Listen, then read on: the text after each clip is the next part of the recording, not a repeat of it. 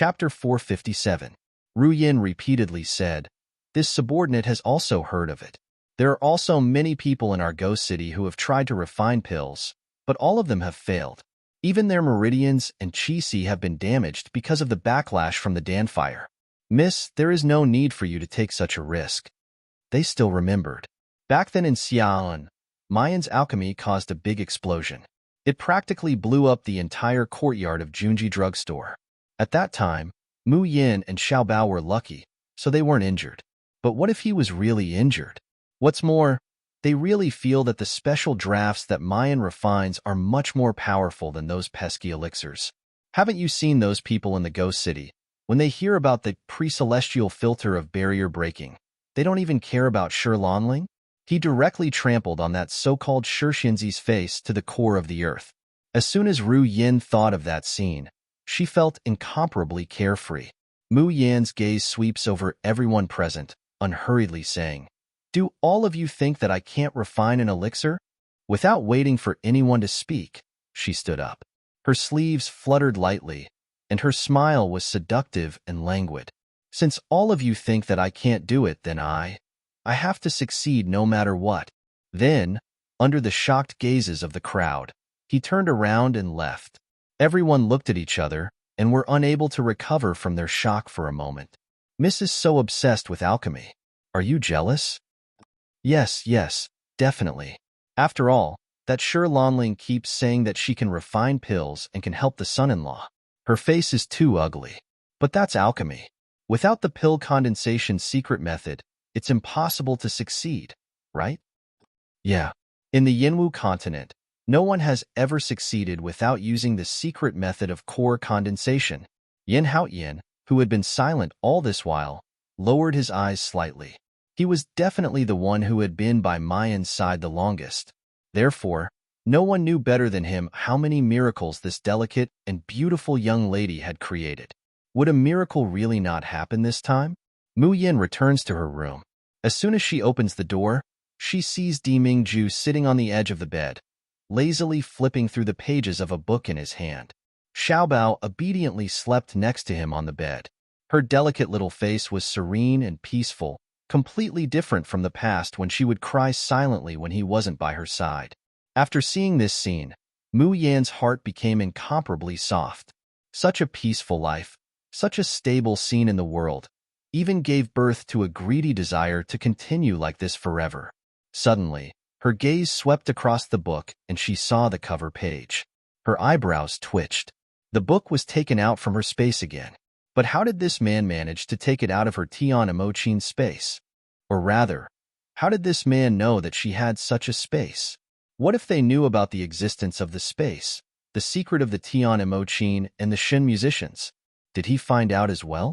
Bailey Yinlu once said that the Shin musicians are an existence that the three realms can't wait to eliminate. If Dimingju knew of her identity as a descendant of the Shin musicians, would he also want to get rid of her? However, Mu Yin immediately denied her own answer. Because from Bailey Liuyin's notes, Mu Yin knows that portable spaces are everywhere in the Xiaoxian continent. But Tian Emochin has the secret of space. Even in the god musicians, only a few people know about it. Chapter 458. Seeing that the girl seems to have gone silly after entering the door, she blankly stands in the doorway, refusing to come over. Jun Shang, who has been concave all this time, finally couldn't bear it anymore.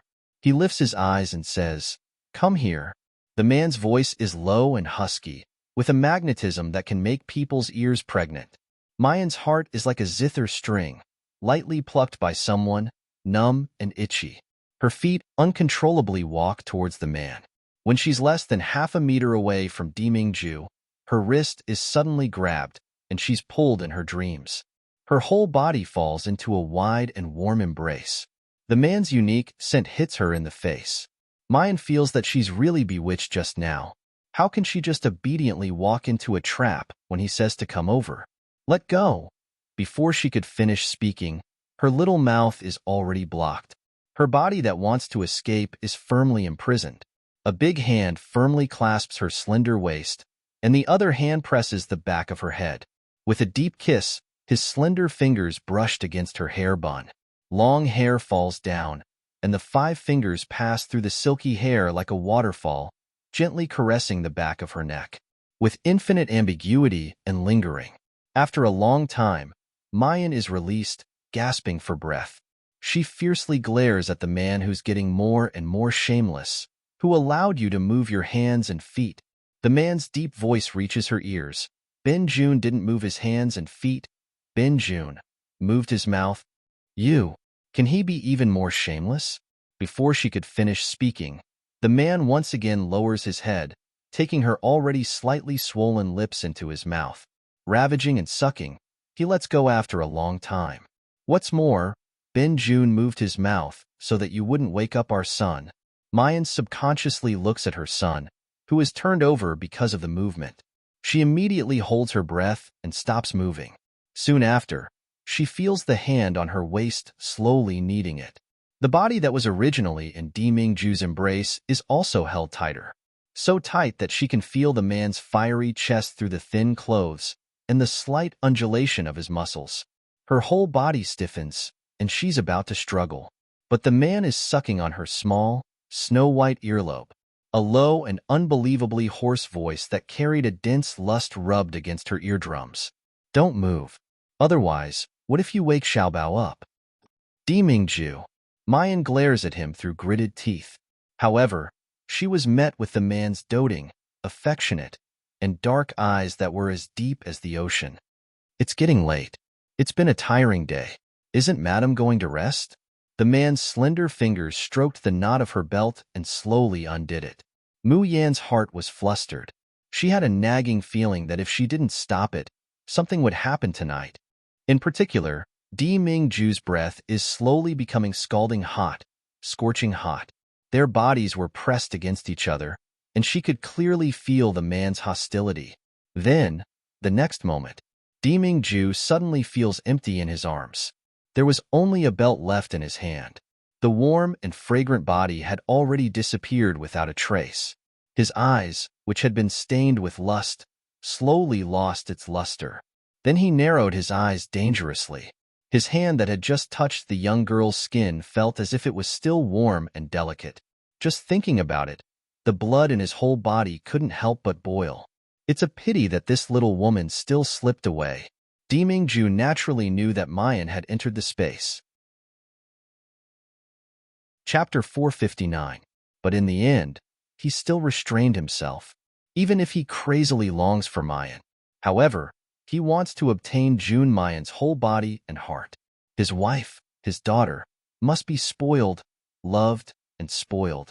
Until one day, when she completely belonged to him, he swallowed her into his stomach. The light in Demingju's eyes becomes darker and darker, his voice hoarse like a soundless whisper. Jun Mayan, you are destined to be mine. In the space, Mayan heaves a sigh of relief after finally getting rid of Demingju. However, he could not help but feel his nerves tighten. He had the illusion that he was prey, that he was being targeted by some terrifying beast. He shook his head to get rid of this inexplicable feeling. Mu Yan's line of sight falls on the medicinal herbs she plundered from the Ghost City. Shi Lanling's words seemed to echo in his ears. Don't tell me that you think that you can refine drafts, and then casually learn a few elixirs, and you'll be able to learn alchemy? You're too naive. If you really need elixirs, just tell me. I will definitely refine them for you personally. Mu Yan slowly narrows her eyes, looking very unhappy. Hee, isn't it just refining pills? She did not believe that she could not do it. The alchemy cauldron was propped up and the alchemy fire blazed. The herbs were sent into the furnace bit by bit. Under the urging of the profound qi, it began to melt. However, when she's condensing the pill, Mayan's movements become hesitant. Because the last time, she had failed here. Just as he was hesitating, a snow-white ball suddenly rolled towards his feet. The fat rabbit raised its head and stared excitedly at the pill furnace with its shiny mung bean eyes. His eyes were filled with greed and hunger. It was as if Mayan was cooking some rare and delicious treasure. Mu Yan is no stranger to the fat rabbit's behavior.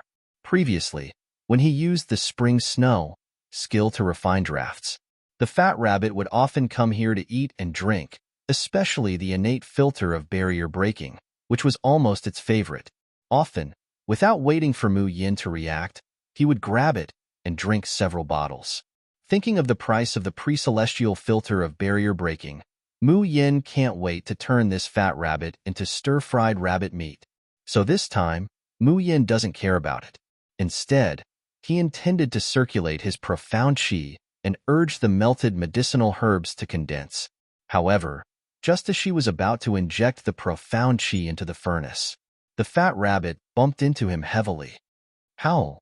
The fat rabbit lets out a howl that doesn't belong to a rabbit at all. The mung bean looks at Mayan with an expression that is very resentful of iron for not becoming steel. Idiot, you already have spiritual power.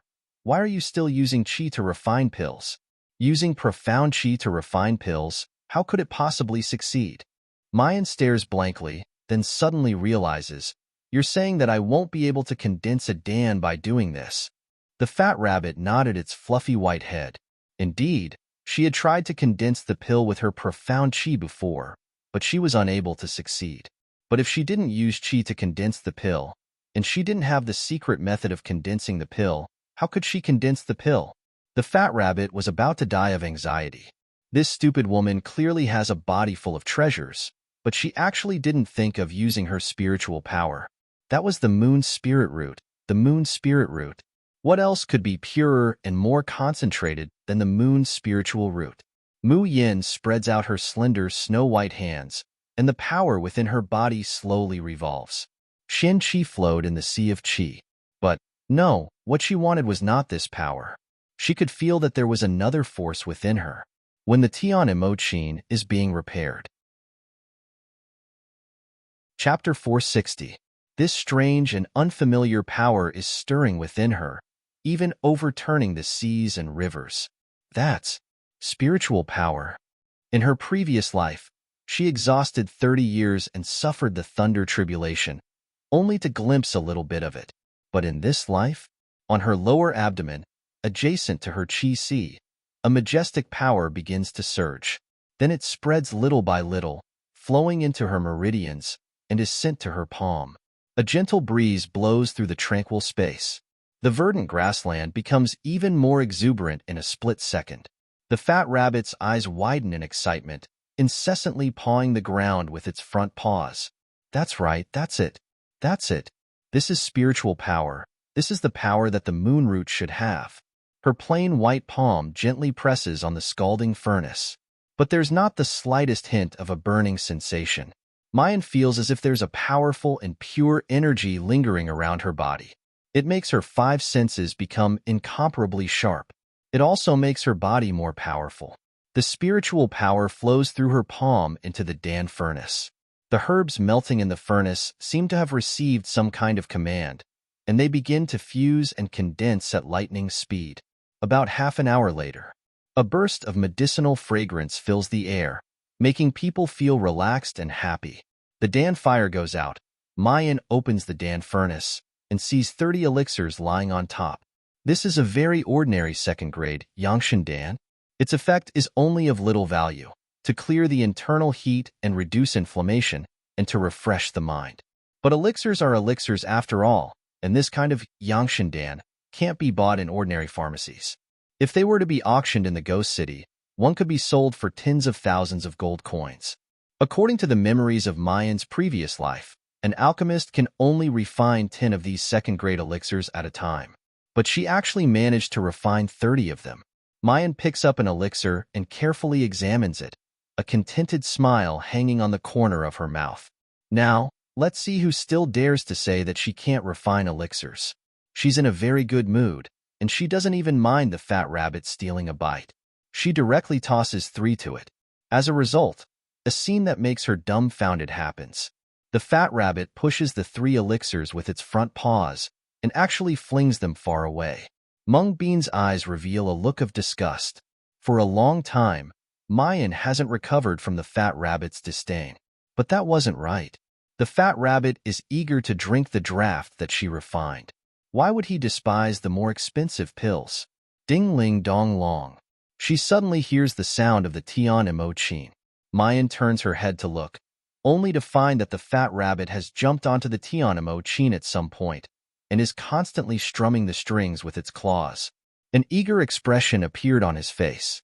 In a split second, Mayan's mind is suddenly enlightened, as if a blessing has come to her mind. She understood. What the fat rabbit wants isn't ordinary drafts or elixirs. Instead, it's a draft or elixir refined using the skills of a Shun musician. What was the difference between the two? Just by looking at the drafts that Chen Qingfeng is able to refine after receiving her guidance, and the special drafts that she refines, the difference in price that he can sell at is very clear. At this time, Mayan also suddenly remembered. After the Tian Emochin has been repaired and the Shun musician skills have been upgraded, there is indeed a Shun musician skill related to alchemy that has been unlocked. Cloud birth and sea binding. Mayan slowly walks to the side of the fat rabbit, grabbing its collar and picking it up. She has a smile that isn't a smile. It's actually heavier again. Chapter 461. All right, since you've reminded me again and again, I'll let you have a taste of the elixirs refined using clouds born forming seas. Late at night, the entire courtyard is quiet. Xiao Bao is alone on the bed, sleeping very soundly. But suddenly, his little nose twitches, and he slowly opens his eyes, muttering, "So fragrant. What is it? How can it be so fragrant?" He gets up from the bed, but finds that there's no one in the room. Nyangqin and the lecher aren't here. But the source of the fragrance is clearly inside the room. Xiao Bao seems to have thought of something, and his figure disappears, arriving in the space. In a split second, a fragrance that's 1,000 times richer than before hits his senses. This fragrance is really too strong and too tempting. So much so that Xiao Bao feels like his stomach is growling, and his blood seems to be boiling and burning with desire. Xiao Bao looks up and sees a huge pill furnace on the lawn not too far away. The flames inside are raging, and that tempting fragrance is coming from the pill furnace. But what's strange is that there's no one beside the pill furnace to control the Dan fire, but the Dan fire is burning very vigorously. A melodious and sweet-sounding sound of a zither reaches his ears. Xiao Bao turns his head to look, and sees his beloved mother sitting in front of the Tian Emochin, slowly plucking the strings. As the strings move, the medicinal fragrance becomes more and more intense, and more tempting to the soul. The fat rabbit's mung bean eyes on the side are already suffused with red light. He greedily stares at the pill furnace, wishing he could immediately pounce on it. He doesn't even know that the little master he loves the most has come in. Nyangqin, Xiao Bao shouts in a low voice, looking at Mu Yin with adoration in his eyes. Nyangqin is really the most awesome. That ugly auntie even said that Nyangqin can't do alchemy. But not only can Nyangqin do alchemy, she can also refine the best elixirs in the world. Xiao Bao's nose twitches, and there's a trace of desire in his eyes. Even he really wants to eat it. The sound of the zither finally comes to an end, and the Dan fire in the pill furnace also gradually extinguishes as the sound dissipates. Then, there's a loud bang. The lid of the pill furnace automatically flies off. Immediately after, a medicinal fragrance that's 100 times richer, more mellow, and more tempting than before hits the nose. Mayan stands up from the Tian Emochin, her complexion somewhat pale. Then, she felt her vision blur. Two shadows, one blue and one white, flew past her eyes like arrows leaving the bow. It landed on the pill furnace. Then, Mu Yin saw a scene that made her flabbergasted. She watched as her precious son, who had always been calm and composed, pulled all the pills from the pill furnace into his arms. He glared at the fat rabbit and said word by word in an ice-cold voice, "Mothers, Xiao Bao's." On the other hand, the fat rabbit on the other side had a face full of resentment and pleading. It was restless, as if it wanted nothing more than to snatch one from Xiao Bao's hands. Mu Yin immediately laughs in spite of herself. She had seen other people's children snatching things to protect their food, but her baby had never shown such a cute and childish side before. Mu Yin walked over, picked Xiao Bao up, and kissed his soft and tender cheeks. "Baby, why are you awake?" Xiao Bao immediately presents the pills to Mu Yin. Nyangqin eat. He had always been gifted with intuition. Whether an item was precious or not, whether a weapon was powerful or not, was it? Chapter 462. However, if he eats it, it will make him stronger, and it will also make his mother stronger. And these 5 elixirs are very precious. Mu Yin takes the elixirs with a smile, but she doesn't eat them herself. Instead, she puts one in Xiao Bao's mouth. Baby, eat. These elixirs were originally refined by Nyang Qin. If baby likes them, Nyang Qin will refine more later and give them to you as jelly beans. Although using the cloud birth, forming the sea, skill to refine elixirs is really very tiring.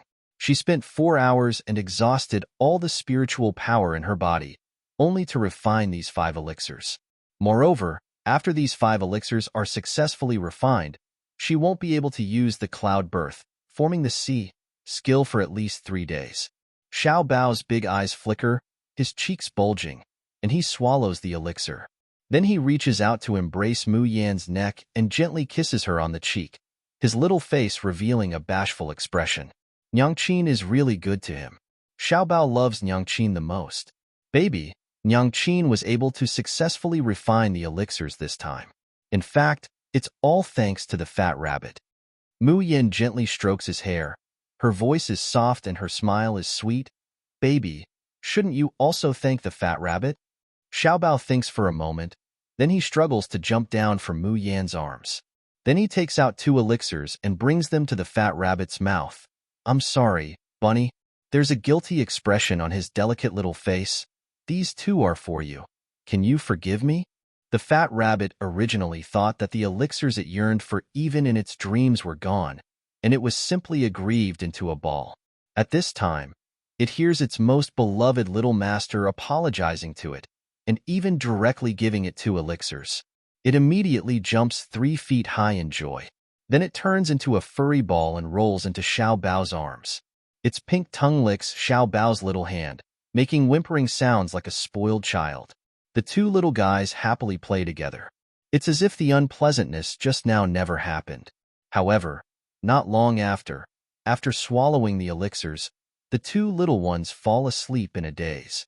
On the other hand, Xiao Bao and the fat rabbit's bodies emit a sparkling light, enveloping their whole bodies. Especially Xiao Bao, those fluorescent lights seem to have fused into his blood vessels and bones, washing them over and over. Moreover, the energy in the space is incompatible with the Yinwu continent. Originally, it could only be absorbed by Mu Yin, but now it's starting to enter the bodies of Xiao Bao and the fat rabbit along with the fluorescent light. Before, Mu Yin didn't know what this strange energy was, but now she knew. This was spiritual power. In the Yinwu continent, there is only one thing that can be found in the space of her Tian and Mo Qin: spiritual power. Looking at this scene, the surprise in Mu Yan's heart was simply indescribable. She still remembered what Bailey Yinlu said at that time. There's no spiritual energy in the Yinwu continent, so Xiao Bao won't live past the age of 10 here. Moreover, even if it's less than 10 years, the longer Xiao Bao lives in the Yinwu continent, the more his innate spiritual veins will be damaged.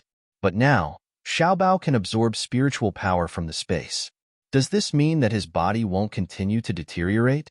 Mu Yin was about to use her spiritual power to examine Xiao Bao's physical condition.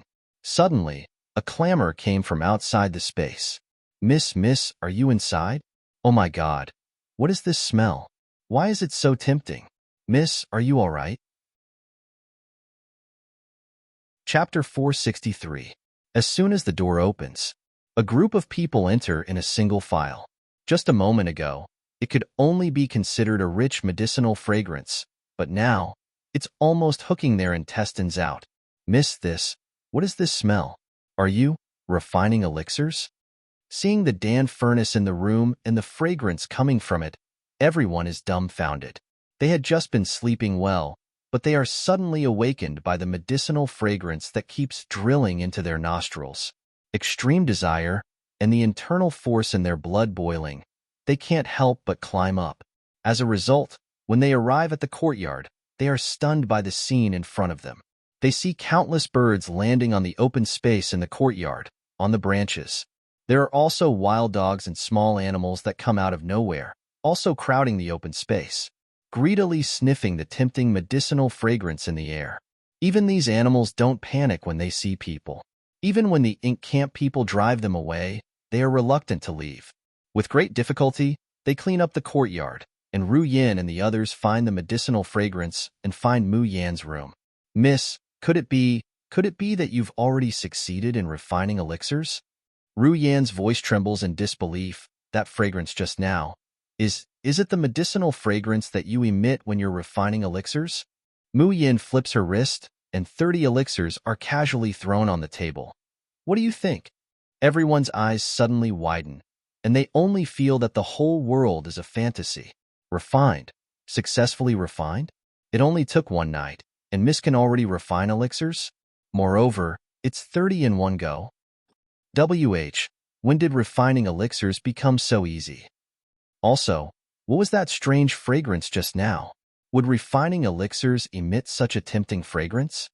Pairs of eyes uniformly stare at Mu Yin, as if they're looking at a monster, an immortal. Although they already knew that the miss is formidable, this is a bit too formidable. Mu Yin stretches and carelessly says, "These are just worthless second-grade Yangshan pills. You can divide them as you please. In a few days, when the herbs from the ghost city have been gathered, I will refine the most suitable elixirs for you." As long as she doesn't use the Shun musician's ocean-forming cloud skill to refine other elixirs, for her, it's simply a piece of cake. The door slams shut. However, the people standing outside were still in a daze, holding the pills in their hands, unable to come back to their senses. In the past, they could casually drink drafts that other people yearned for even in their dreams. In the future, they would be able to eat medicinal pills that others yearned for even in their dreams. Why was this life so dreamy? Just as Yin Haoyan was about to leave, he was suddenly grabbed by a pair of soft hands. His body stiffened. He wanted to retract his hand, but he heard Feng Haitong's gentle voice in his ear. "Haoyan, thank you for letting me live. Thank you for letting us meet the young miss and follow her. In this life, even if you are unwilling to forgive me or accept me, I, Feng Haitong, will have no regrets." Yin Haoyan felt his heart tremble violently. Then, he struggled free from Feng Haitong's hand and left in a sorry state. Feng Haitong looked at his back and slowly smiled. But as she smiled, she couldn't help but tear up. 3 days later, news came from the ghost city that the rest of the herbs had arrived. Ingmei and Hanyi are about to go to the ghost city to get the herbs. Chapter 464. I'm not going. Xiaobao struggled angrily. I made plans with my mother to go shopping. Dimingju slightly narrows his eyes, his expression unkind. Little guy, don't push your luck. You've already forcibly occupied your mother for many days. Today, it was his turn to monopolize Yin Yin. No way. Mother likes to go shopping with Xiaobao. Bastard, let me go. Hanyi smiles along, but he doesn't dare to let go of her. Little master, look, it's not bad for us to stroll around the ghost city. Before he could finish his words, a white shadow suddenly rushes out and grabs Hanyi. Hanyi is caught off guard, and his hand loosens. Xiaobao immediately catches the rabbit that has fallen from the air and rushes towards Mu Yan's house. As he ran, he didn't forget to shout, "Bun Bun, well done." Oh woo. It loved little master's praise the most. Unfortunately, he hasn't even run 2 steps when Dimingju grabs him by the collar. Xiaobao glared at him, but he hears Dimingju say unhurriedly, "Do you want your mother to give birth to a little sister to play with you?" Little girl? Little Treasure was stunned, and he blinked his big eyes.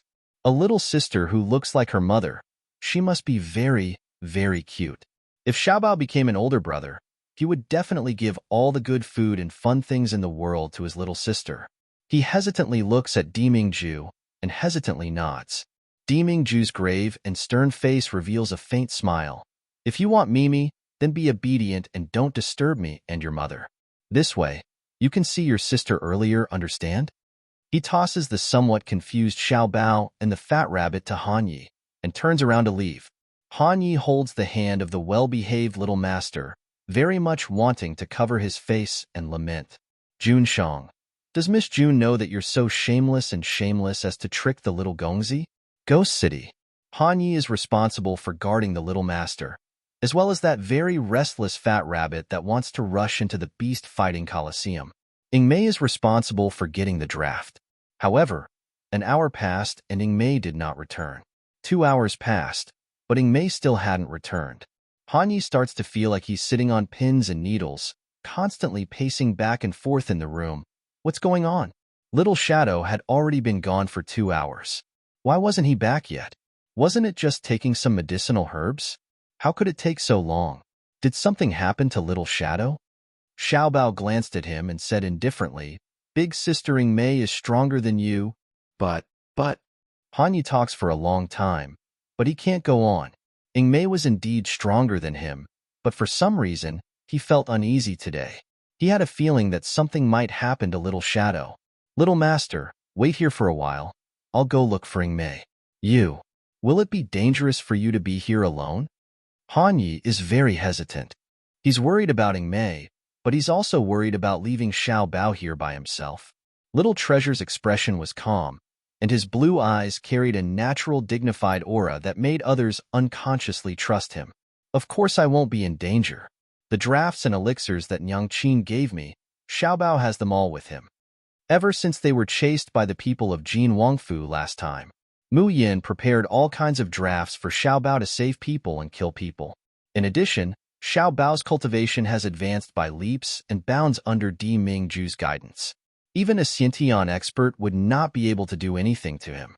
In the worst-case scenario, he still has the fat rabbit in the Ghost City, adjacent to the beast-fighting coliseum." Chapter 465. The one who should be worried is this somewhat stupid Uncle Hanyi in front of her. "The drafts and elixirs that Nyang Qin refined, do you want to bring some?" Xiaobao asks earnestly. Hanyi promptly shakes his head. "No need. Those drugs are of no use to this subordinate." "Then, Little Master, you stay here obediently. This subordinate will go look for Little Shadow." That day, when Mayan used the cloud birth and sea forming skill to refine an elixir, Di Mingju, Hanyi, and Ingmei had to leave because of something, so they don't know what happened that night. Hanyi naturally prostrates himself in admiration towards Miss June's innate talent. But no matter how amazing his talent is, this is still the Yinwu continent after all. The drafts and elixirs that Miss June refines would be snatched to pieces on this continent. But Hanyi doesn't think that it will have any effect on him. So even though he's touched by the little master's concern, Hanyi still refuses. Xiaobao frowns as he watches Hanye's departing figure. He lowers his head and strokes the fat rabbit's fur. "Bun, Big Sister Ingmei and idiot Uncle Hanyi won't be in danger, right?" The fat rabbit's response was to bare its teeth, its eyes especially hungry. "I really want to eat meat." There were so many meaty meat right next to them, but he could smell it but not eat it. It was really very, very sad. After Hanyi leaves, his figure practically turns into a shadow, arriving at the Ghost City's herb storehouse in the blink of an eye. Little Shadow, are you here?" Hanyi immediately shouts anxiously as soon as they break into the medicinal herbs storehouse. "I'm sorry, Gongzi, but the medicinal ingredients storehouse is an important place in the Ghost City. You can't trespass." 2 black-clothed children step forward to stop him, but Hanyi pushes them away. "So it's Miss June's Gongzi Hanyi. I don't know what Gongzi wants to do by angrily barging into the medicinal ingredients storehouse. Could it be that he wants to cause trouble in the Ghost City like last time? Even if it's Sir Shun too, acting so recklessly, isn't that a bit too much?" Hearing the familiar and loathsome voice, Hanyi immediately turns his head. A chubby old face like the Maitreya Buddha immediately came into view. On this old face, a pair of eyes were squeezed by the fat to the point that they were almost invisible, but from time to time, they would reveal bursts of light. Who else could it be but Sufu? Hanyi frowns. "How come it's you? Didn't I say that you are not allowed to touch anything that belongs to our young miss? Moreover, for someone like you to go back on your word and offend Shin too, shouldn't you be punished? Unexpectedly, you can still stand here in one piece. How does the Ghost City do things?" Hearing Han Ye's words, the fat on Su Fu's face fiercely jumps. His narrowed eyes were filled with resentment. But soon, he continued to smile. "Young Master Han must be joking. This old man offended Sir Shen too, so of course I received the punishment I deserved. Now, he had been demoted from the auction house to the medicinal herb warehouse as a guard. Is Sir Shen too still not satisfied? As soon as Han Yi sees him laughing, he frowns in disgust. Don't fucking talk nonsense with me. I'm asking you, there was a black-clothed youngster who came here to collect herbs. Where is he now? Did you hide him? Chapter 466. Impossible. Han Ye's voice almost blurts out. If Ying Mei had left long ago, how could she not have gone to the private room to look for him and little master? Even if Ying Mei could leave him alone, it was impossible for her to leave little master behind. You're lying. Han Ye's figure flashes, and he suddenly grabs Su Fu's collar, lifting him up high. Speak quickly. Where is Ying Mei? What did you do to her? If you don't say it, don't blame me for being impolite. I really don't know. Young Master Ying Mei has really left. Su Fu cried out in fright. Maybe young Master Ying Mei found it interesting when he passed by the Colosseum, so he went in to take a look? Why don't you go to the Beast Fighting Colosseum to take a look? Han Yi suddenly grabs him and throws him to the ground. Su Fu let out a painful groan. Then, his chest was stomped hard, and the sound of bones breaking could be heard. I'm warning you, you better not play tricks with me.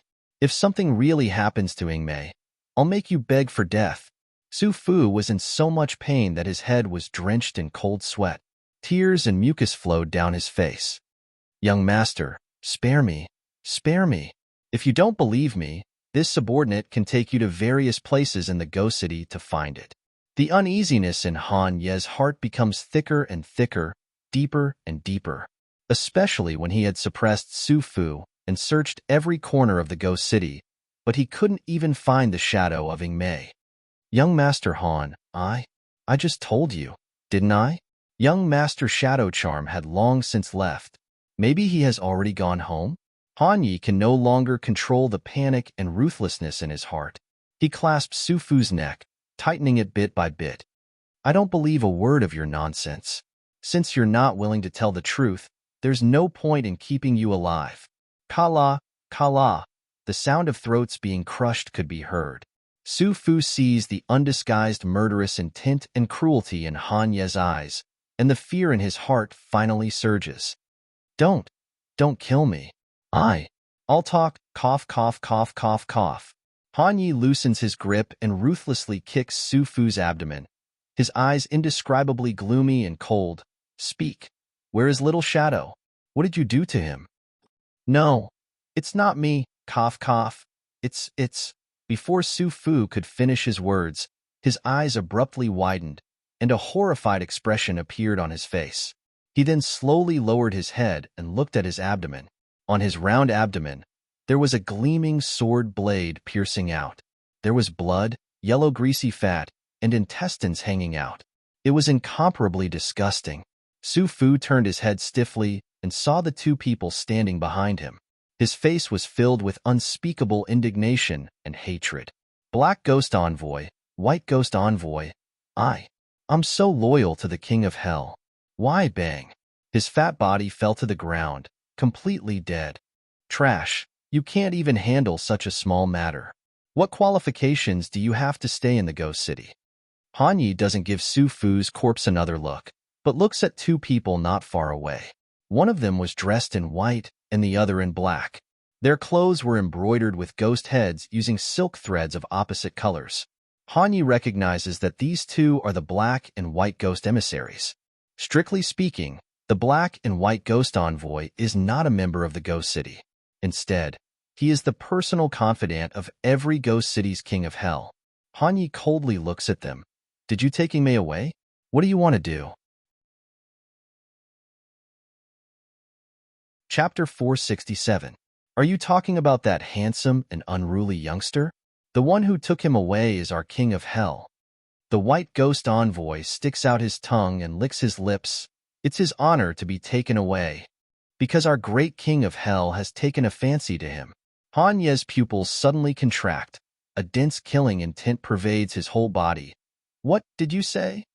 The Black Ghost Envoy sneers. What are you making such a fuss about? It's his great honor to be favored by our King of Hell. What's more, what's the use of being anxious? King of Hell has already taken him away for half an hour. I'm afraid that what should be done has already been done. Ha ha ha. I'll kill you. Han Ye's figure flashes. He clearly doesn't have a sword in his hand, but he slashes down from the air. The black ghost envoy's complexion greatly changes, screaming and retreating. Both of them have pre-celestial cultivation, and their cultivation methods are of the same origin.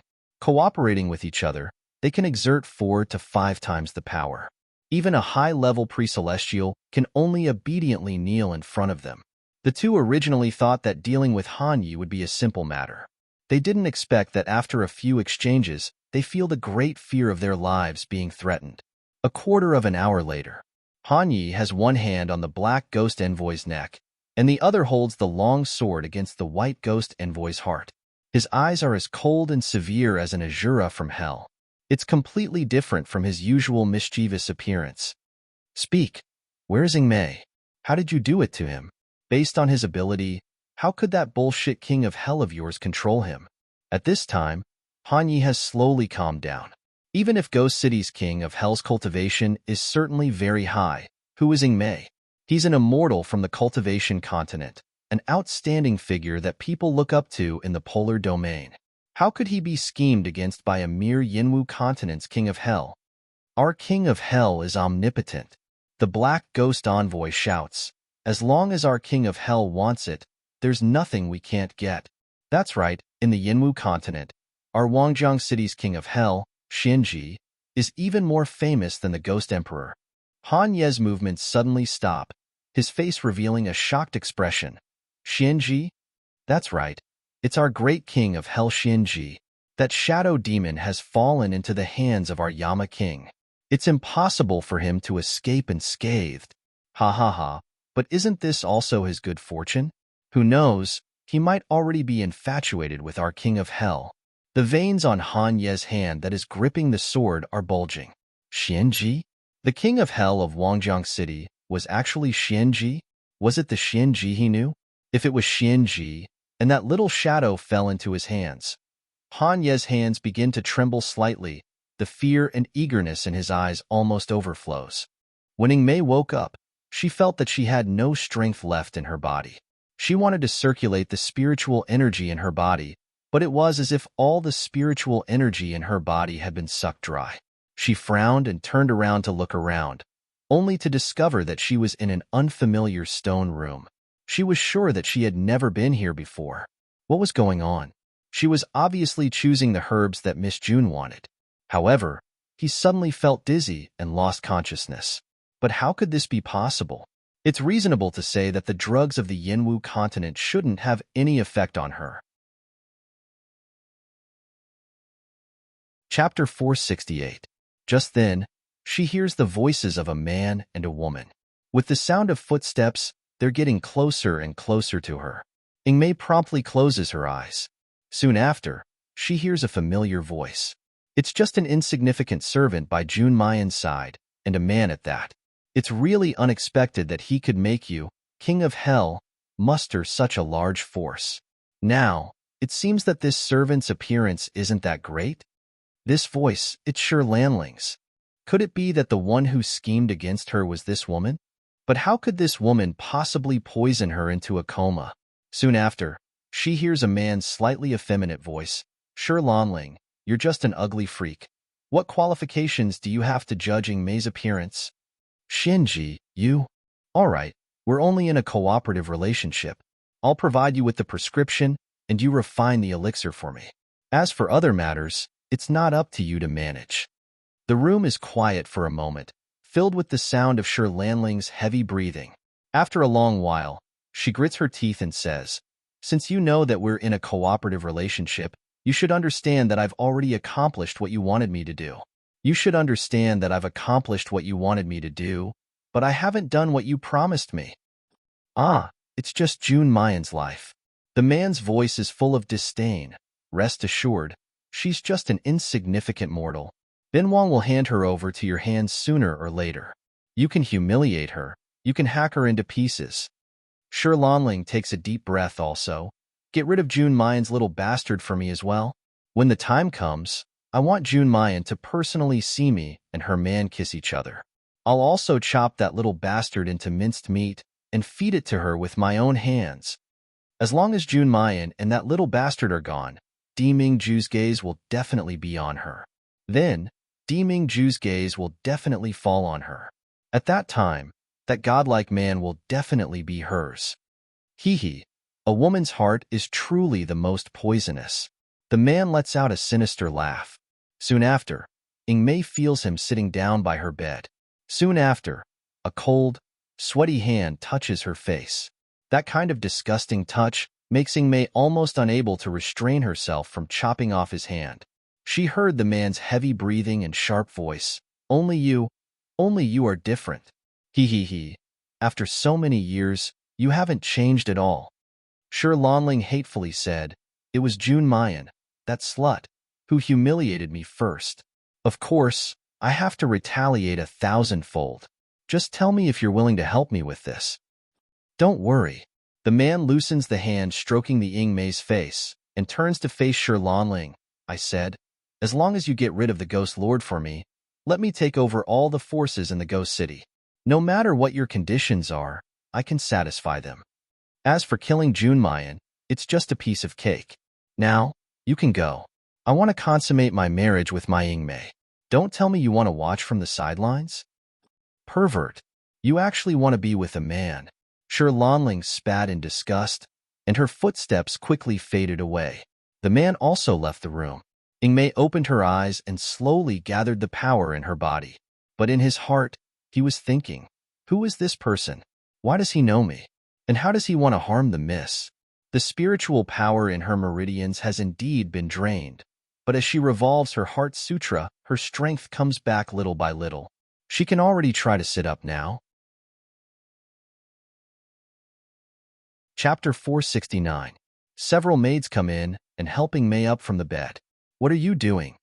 Ingmei shouts. However, these maids look like they've been sucked out of their souls. They don't have any consciousness, and their pupils have no focus. They just mechanically take off her clothes and untie the white cloth that binds her chest. They help her change into a red undergarment and a flowing translucent red gauze skirt. Her perfectly round and beautiful body curves are completely revealed, and her snow-white skin and alluring long legs are faintly discernible. Ingmei's beauty is undoubtedly revealed under this kind of clothing, but it makes her so angry and disgusted that she wants to kill someone. She wants to struggle, but these women's strength is so great that they don't even feel pain and can't hear any sound. Ingmei can only suppress the anger in her heart and slowly circulate her mental cultivation method, gathering strength. When they put a hairpin on her head, Ingmei suddenly stands up, pulls out the hairpin on her head, and stabs it into the chest of one of the maids. Then she musters all the strength in her body and rushes out. However, as soon as she rushes to the door, she is hugged by someone. A man's feminine voice rings in her ear. "Don't waste your energy, Ingmei. My spirit-devouring powder is specially prepared for you." Ingmei suddenly looks up and sees a feminine face that is neither male nor female. The man's facial features are exquisite and magnificent, but the corners of his eyes are high, and his lips are extremely thin, making him look mean and sinister. Disgusting. As he speaks, he sticks out his tongue and licks Ingmei's face. Ingmei is so disgusted that she almost vomits. She uses all the strength in her body to push him away. Her feet stagger a few steps, and she returns back to the room. Her sharp gaze fiercely stares at the man. Even if there is no spiritual power in her body, she gradually fills the air with a cold, killing intent. This killing intent caused the seemingly unconscious maidservants in the room to instinctively shiver. Only that man's eyes shine brightly, and his whole person seems extremely excited. Her originally feminine voice even became shrill. "It's this kind of gaze, this kind of temperament, that's why I can't forget you for so many years. No matter how many men and women I get, those people can't be compared to you at all. Ingmei, Ingmei, ha ha ha ha, you're finally in my hands now." Ingmei was furious when she heard this. The way this disgusting man looked at her made her want to kill someone. However, before she could move, The tip of his nose once again caught a whiff of a faint musk. The last bit of strength left in her body was sucked away, and her body could no longer support itself. She stumbled and fell onto the bed. The man laughed heartily and walked towards Ingmei step by step. I told you. I specially prepared the spirit-devouring powder for you. And on this Yinwu continent, there's no way to resist the medicinal power of the spirit-devouring powder. Ingmei, just accept your fate. Ingmei gritted her teeth, resisting the effects of the medicine. He looked at the man coldly. Who exactly are you? Why did you capture me? The man's expression stiffened, and then a violent rage and unwillingness surged on his face. You don't recognize me? Ingmei, do you still not recognize who I am?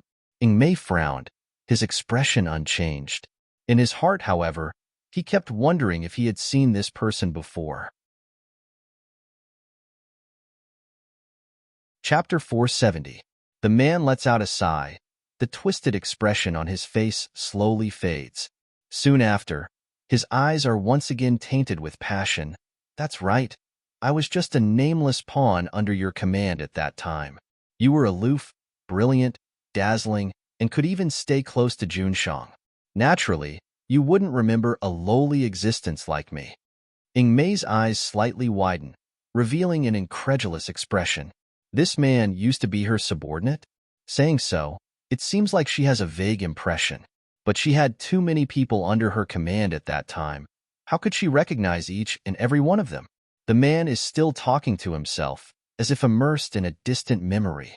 At that time, I was just a member of the Xin department under your jurisdiction. I'm afraid you didn't even know that there was a person named Xianji, right? During an inadvertent mission, I discovered your identity as a woman dressed as a man. Since then, I could never forget you. Ingmei is startled, her hands clenching into fists.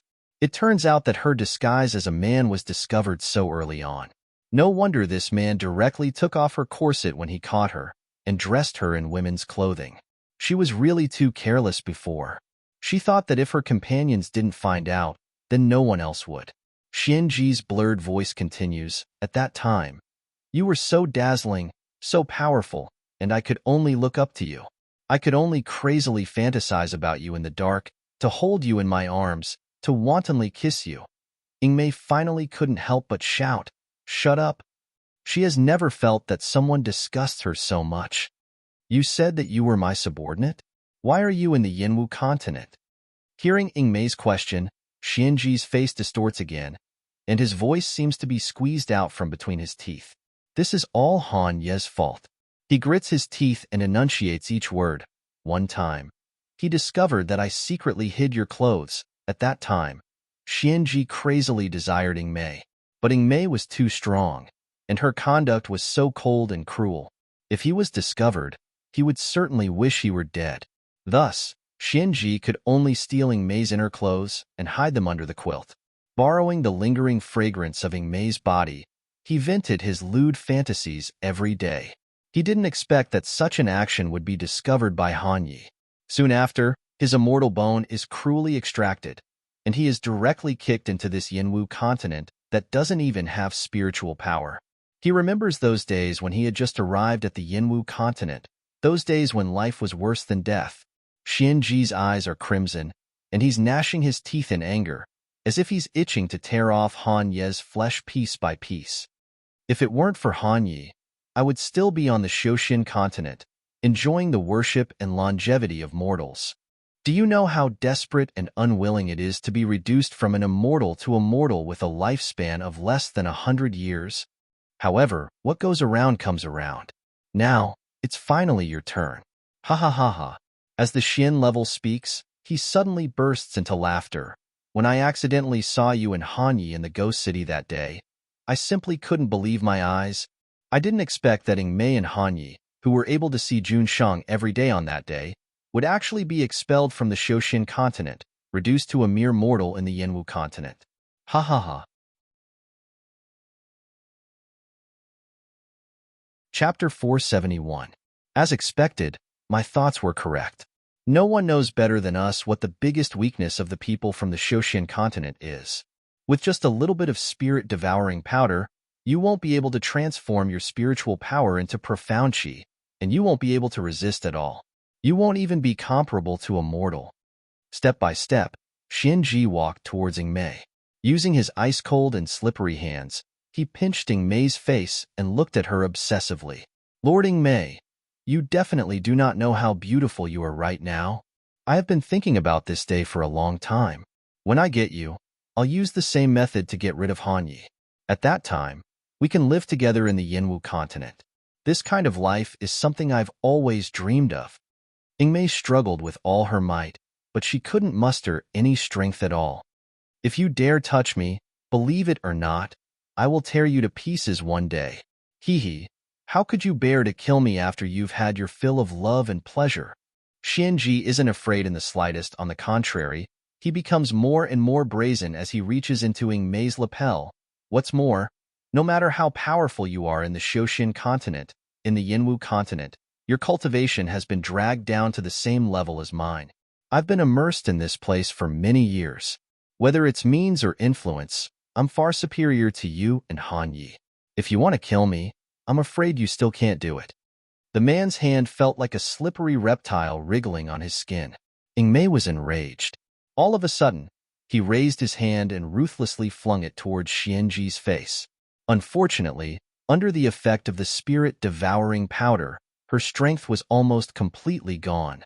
When that slap landed on Xianji's face, not only did it not hurt or itch, it instead made Xianji's eyes even more greedy and fiery. Xianji suddenly pounces forward, pushing Mei down on the bed. He reached out and tore her clothes. Ha ha ha, as expected of the decisive Lord Mei. Even in such a state, you still have such courage. But I like it. Mei, the more unyielding you are, the more beautiful you'll be when the drug takes effect and you're rolling under my body. You'll be indescribable. Mei's expression suddenly changed. Her eyes reddened, and her body trembled slightly, because she also discovered that along with the effects of the spirit-devouring powder taking effect, not only was her body powerless, but there was also a surge of heat rising from within. It made her yearn to be touched by a man. She yearned to vent her suppressed emotions. What did you do? Ha ha ha. It's just that when Shi Lanling was refining the spirit-devouring powder, she added some interesting herbs into it. What? Lord Shadow Charm can't take it anymore? Don't worry, this subordinate will definitely serve you well. I will make sure that you will never be able to leave this subordinate ever again. There was a tearing sound. Mei's outer clothes were torn off. Her originally thin clothes were only left with a thin gauze. Her alluring snow-white skin and curves were faintly discernible. Xianji's eyes were crimson red, and his breathing was as rapid as a bull's. He stared at Mei's chest and swallowed his saliva. Then, he reached out with a trembling hand and touched her chest. Xianji, Mei swear. The day I escape, I'll make sure you die without a burial ground. Mei's eyes were dyed red with hatred and humiliation. Chapter 472.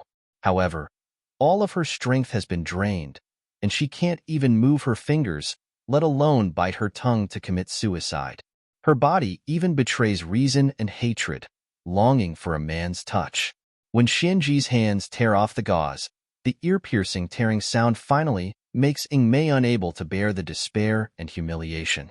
Tears slide down from the corners of her eyes. Seeing her tears, Xianji becomes even more excited, his whole body trembling with excitement. Previously, when I was dreaming, I longed for the appearance of the great Mei Darren under me, crying and begging. I used to hate Hanyi for removing my immortal bone and expelling me from the Shoshin continent. Now, I want to thank him instead. Ha ha ha. Saying that, he clasps Mei's lower jaw, intoxicated as he bends over to kiss Mei's lips. It's just that Xianji still hasn't tasted the fragrance that he yearns for even in his dreams. Suddenly, he hears a tremendous roar. Immediately after, the entire basement shakes violently, dust and gravel rustling down from above. What's going on? Xianji suddenly stands up from the bed. Just as he's about to call someone in, he sees a flash of light before his eyes. Then a powerful force comes from in front of him, and his whole body flies out upside down, heavily hitting the wall. An intense pain comes from his internal organs, as if they're overturning rivers and seas. Xianji can't help but spit out a mouthful of blood. But just as he struggles to stand up, he's grabbed by the neck, then ruthlessly thrown to the ground. Xianji lets out a pained howl, but before he could resist, a foot steps on his chest, and his ribs make a shattering sound. Aya! The fragments of his ribs pierce his internal organs, making him almost wish he was dead. Soon after, a familiar face that he loathes day and night slowly appears in front of him. Han Yi. Xianji's lips tremble, and he spits out 2 words. Then he's ruthlessly slapped in the face. In the Shoshin continent, I gave you a way out, but obviously, I was wrong. What are you? You actually dare to coveting Mei. Speak. What did you do to Ing Mei? If you dare to touch her, I'll peel off this layer of skin from your body. For the first time, Han Ye's usually adorably stupid and frivolous face doesn't have the slightest expression. The chilling killing intent emitted from his entire body caused Xianji's pupils to suddenly contract. His memories seemed to have returned to many, many years ago. In that distant Shoshin continent, the pain and despair of having his immortal bone stripped away was the humiliation of being as low as a speck of dust when he faced Han Yi. That's right. What he feels towards Han Yi isn't hatred, but a bone-deep fear. He originally thought that Han Yi and Ing Mei had been banished to the mundane world. When he faces Han Yi again, he'll definitely be able to hold his head high. But at this very moment, Han Yi is just standing in front of him, and he's so terrified that he completely forgets how to scheme against him. Even his body is trembling uncontrollably. Han Ye's eyes and voice are bone-chilling. Fine. If you don't want to tell me, then tell me. Where do you want me to start peeling off your skin? How about the top of your head? Han Yi turns his wrist, and a dagger appears in his palm. The cold light of the blade slowly descended towards the top of Xianji's head. Han Yi. A low gasping voice comes from behind. Han Ye's movements stop, and he abruptly turns around. Little Shadow? Chapter 473. Little Shadow, you're here. Han Yi calls out in pleasant surprise, no longer paying attention to Xianji. He pounces over. I didn't sense your spiritual power fluctuations, so I thought that this guy had hidden you. Little Shadow, how are you? Not. Han Ye's voice is like a rapid waterfall that is suddenly cut off. The expression on his face is also completely frozen. His eyes are straight, unblinkingly staring at the girl who is struggling to get up from the bed, unable to move away. That's right, a girl. Even if Han Yi is a fool, he can still be sure that the person getting up from the bed is a woman. Long jet black hair, like a waterfall, draping over her snow-white shoulders. The clothes on her body are torn and tattered, and even the red doo-doo is hanging halfway down. The snow-white rabbit is undulating, and the pink dogwood is faintly discernible. Long, straight legs, softly hanging over the edge of the bed. Han Ye's stiff gaze slowly moves up along the smooth and slender calves. Then, with a swoosh, his mind goes blank. A thin stream of heat rushes up to his nose. Han Yi suddenly reaches out to cover his nose, his voice stuttering. Little Shadow, you, how can you be a woman? You're a woman. A woman? Shut up. Ing Mei ruthlessly glares at him. Hurry up and help me put on my clothes. It's just a pity that she doesn't know that right now. Her cheeks are flushed, and her coquettish eyes glaring over. How alluring she is. Han Ye's entire person is in a trance. Almost at the same time, he walks over to her. Just as he's about to reach the edge of the bed, he trips over the bed under his feet, and his whole body falls forward. Aya! Woo! A soft, muffled groan, like pleasure and pain, reaches his ears. Han Yi is worried that he might have hurt Little Shadow. All of a sudden, he realized that his face seemed to have fallen into a soft and fragrant embrace. That kind of touch was something he had never felt before. Han Yi dazedly reaches out his hand, and he can't help but touch it.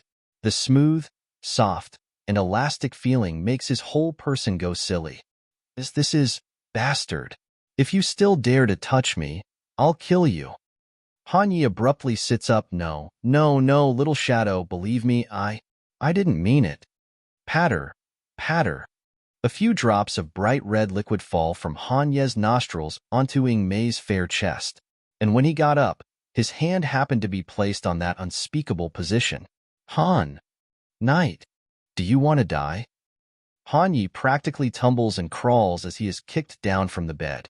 He quickly wiped away the blood from his nose, took out a set of clothes from his spatial ring, and helped Ing Mei put it on, because Ing Mei didn't have any strength left in her body.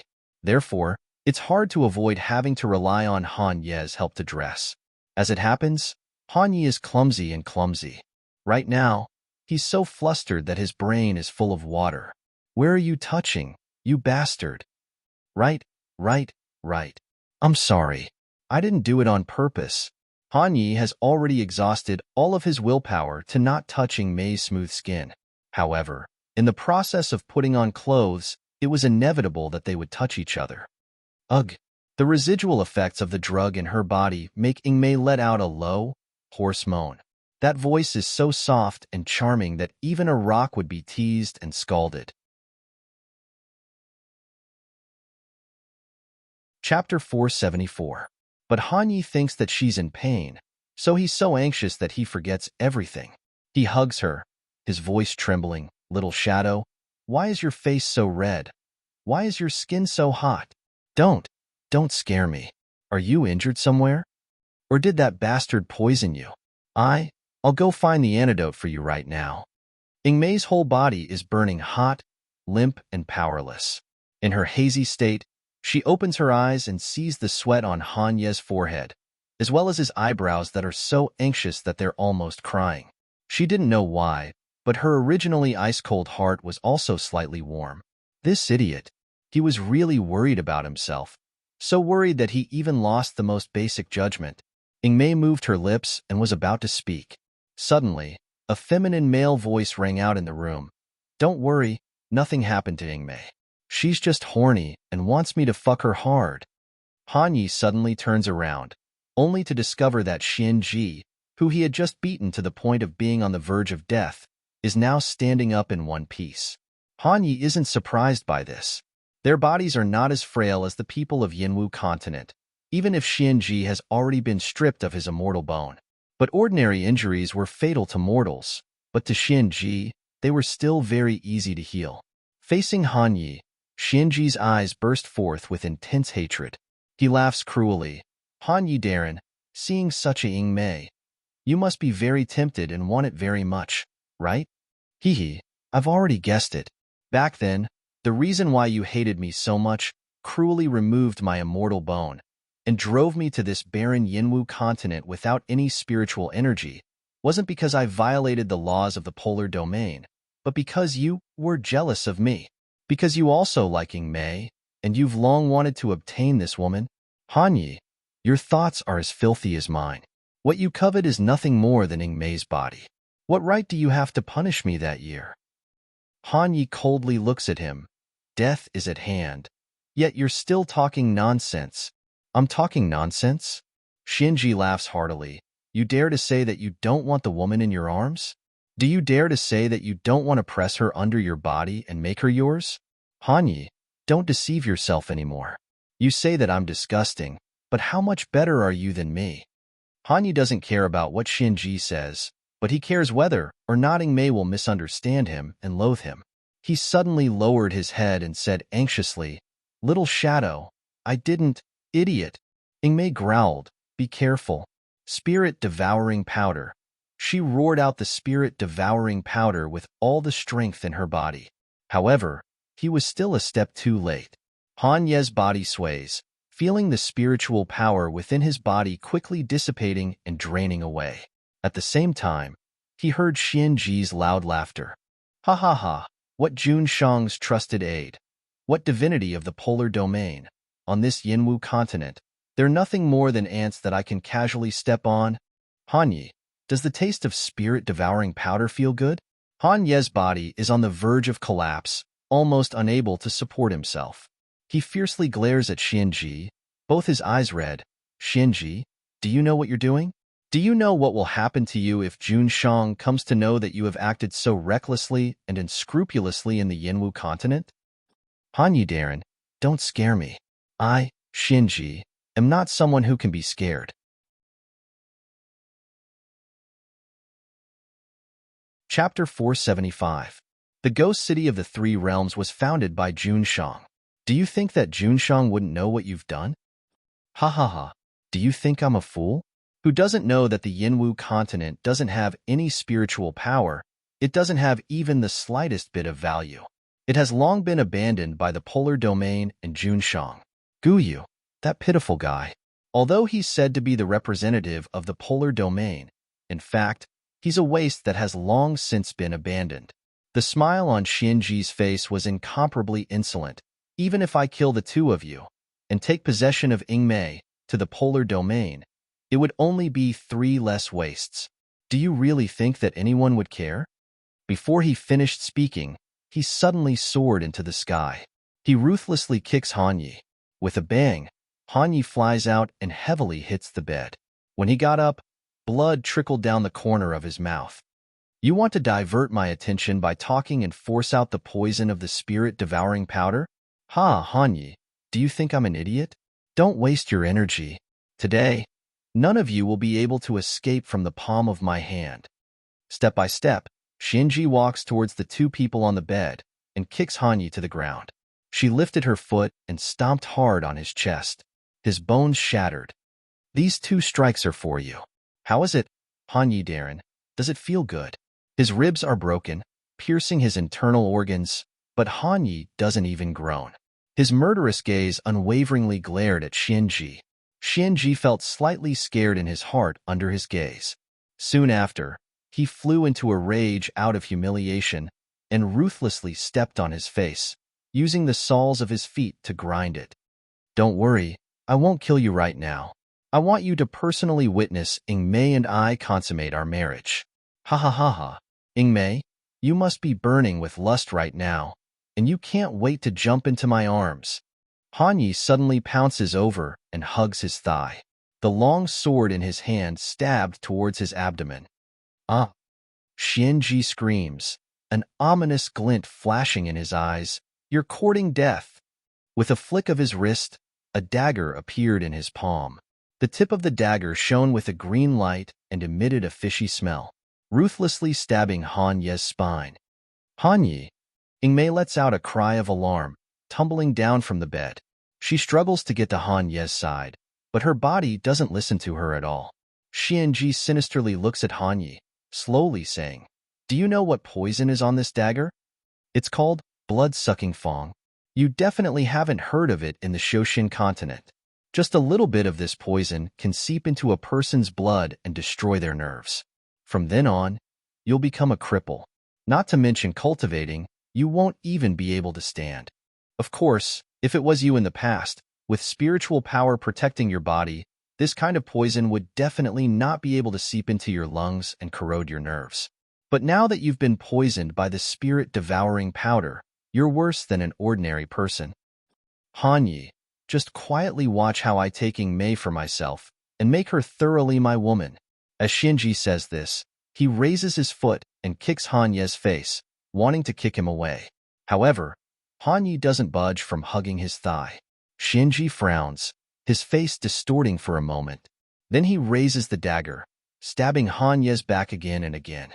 With each stab, he raises his foot to kick Hanye's face. Chapter 476. In just a moment, Hanye's whole body is drenched in blood, unrecognizable. Shinji, Shinji, you beast. Ingmei's hands are tightly clenched into fists.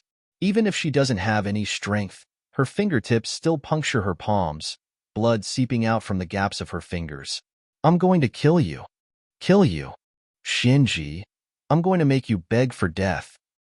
Shinji sneers and finally kicks Hanyi away. He walks towards Ingmei. If that's the case, when I get that white jade-like body of yours, I'm afraid that you won't be able to speak anymore. Oh woo. Oh woo. Oh woo. Shinji's hand is already reaching towards Ingmei's body, but suddenly, An earth-shaking roar of a beast is heard. Who is it? Xianji abruptly stands up, turning to look. Then, he saw a shocking scene. He sees a pink and jade-carved child, holding a snow-white and round rabbit, slowly walking in. He's clearly just a 4- or 5-year-old boy. But seeing the bloody mess that fills the room, he doesn't have the slightest bit of fear or panic. Only when his gaze falls on Hanyi does he slightly frown, clicking his tongue. Idiot Uncle Hanyi. Sure enough, he's being bullied. And he's being bullied so miserably. Who are you? Xianji roars in bewilderment. Suddenly, a light flashes through his mind. You're the son of that Enchantress June Mayan, that little bastard? Mei's eyes widen, and she actually props up her powerless body a little. Little master. You? Why are you here? Hurry and leave. Xiaobao doesn't pay attention to them, and goes straight to Hanyi with the rabbit in his arms. With a flick of his wrist, a porcelain bottle appears in his small, fair palm. Xiaobao pries open Hanyi's mouth and pours the draft inside. Not long after, Hanyi groans and slowly opens his eyes. Seeing Xiaobao's delicate but ice-cold little face, Hanyi's pupils contract, suddenly realizing what's going on. Little master, why are you here? Hurry and leave. Go find your mother and June. Shut up. Xiaobao interrupted him with a crisp and childish voice. You idiot. I told you to bring the medicine that Nyang Qin refined, but you didn't. Hanyi opens his mouth, and then he's surprised to find that his body, which had just been poisoned by the blood-sucking fangs, and had lost all feeling, has unexpectedly returned to normal. However, the spiritual power that had been eroded by the spirit-devouring powder still hadn't returned. Xiaobao also discovers this. He looks at Mei, then looks at Hanyi, slightly wrinkling his brows. After muttering to himself, he pouted and said unwillingly, but little Bao only has 2 left. But in the end, he still takes out 2 pills, 1 for each person, and stuffs them into Mei's and Hanyi's mouths. Hanyi dumbly swallows the elixir, but he still couldn't help but anxiously say, Little master, you should quickly leave. Don't worry about us, you're not his match. It's too late to leave now. A sinister and ruthless voice came from behind. Hanyi and Mei's complexions change at the same time. Only Xiaobao's expression remained cold and indifferent as he slowly turned his head. They don't know when, but Xianji has already arrived in front of them. He's holding a steel whip in his hand.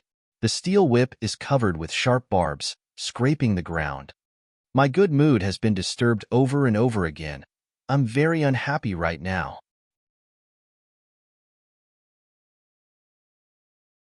Chapter 477. This little guy's talent was indeed amazing. At this age, he had already reached the heaven rank.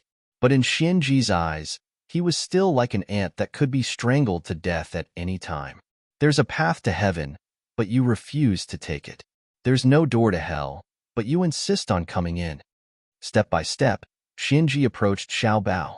Sticking out his tongue, he licked his lips, and his eyes were filled with a perverted viciousness. Since you want to court death so much, then I'll help you. Tell me, do you want to have your intestines pierced by this mace? Or do you want me to slice off your flesh piece by piece and feed it to the exotic beasts in the Beast Colosseum? Hanyi and Mei didn't reveal any signs of panic or fear when they were suffering the pain and humiliation just now. But at this moment, he is so anxious that his expression changes greatly. Xianji, if you dare to touch the little master, Jun Shang will not let you off. Little master is the son that his lordship has acknowledged, and is the future monarch of the polar domain. If you dare to touch a single hair on his head, his lordship will definitely make you die without a burial ground. Xianji stared blankly at first when he heard this, then he couldn't help but laugh heartily. Polar domain's future monarch? Hanyi, can't you make up a story a little nicer? A little bastard from Yinwu continent, a mortal, would be the future Jun of the polar domain. Do you think I would believe this kind of nonsense? Xianji's devilish gaze fell on Xiaobao's body, and he let out a strange laugh. The more you guys protect this little bastard, the more I want to let you see his head being separated from his body, and his miserable appearance of turning into mud. Ha ha ha. As he spoke, the steel whip in his hand had already been raised high into the air, and it was swung down towards Little Bao's tender little face. "Little master!" Ingmei and Hanyi exclaim in unison. Xiao Bao calmly raised his hand and held the rabbit in front of him. "Bunny, it's up to you. Howl!" In response to him was a howl from Bunny. It was exactly the same as the beast's roar that had just interrupted Xianji's good deed. Xianji's movements paused for a moment, his eyes revealing a suspicious look. Then, he immediately sneered at the brute. "Little bastard, do you think this is a game? A rabbit wants to deal with me?" Xiao Bao looked at him expressionlessly. It was obviously a small stature, but the disdain in those eyes made Xianji's body slightly stiffen. In a trance, he seemed to see the once lofty and unreachable Jun Shang. "Bunny, open your mouth." Xianji was still immersed in that dreadful yet familiar coercion, unable to come back to his senses. Suddenly, the fat rabbit that Xiao Bao had lifted up, slightly, slowly, lazily opened its mouth. There was even a hint of reluctance in Green Bean's eyes. Xianji stared blankly. He didn't understand. So what if the rabbit opened its mouth? Could it be that it could deal with him? In the next moment, the roars of countless beasts filled the entire room. 1, 2, 3, 10, 20. Countless large exotic beasts were spat out from the fat rabbit's mouth one after another. Some of them smashed onto Xianji's body, some of them directly trampled him under their feet, and some of them even bit into the flesh on his body. The small house was instantly filled to the brim with countless giant beasts. It was accompanied by Xianji's mournful wailing, as well as the rising and falling roars of beasts. As for Xiao Bao, as soon as the fat rabbit finished spitting out the strange beast, he grabbed Ingmei and Hanyi with each hand and fled outside the house. He left the two dumbstruck people behind. Xiao Bao patted the fat rabbit's head. "Well done." Chapter 478. The meat that was in her mouth was gone. She was so sad. She needed the little master to kiss, hug, and raise her up high. A faint smile hung on Xiao Bao's face as he gently scratched the fat rabbit's chin. "I'll bring you to the beast battle arena in a while. This time, I'll let you eat your fill." The fat rabbit immediately let out a happy purr. Young master, this rabbit, what on earth was it? He actually swallowed so many exotic beasts and still managed to spit them out alive. Wasn't this a little too exaggerated? Even in the Xiaoxian continent, he had never seen such a divine beast.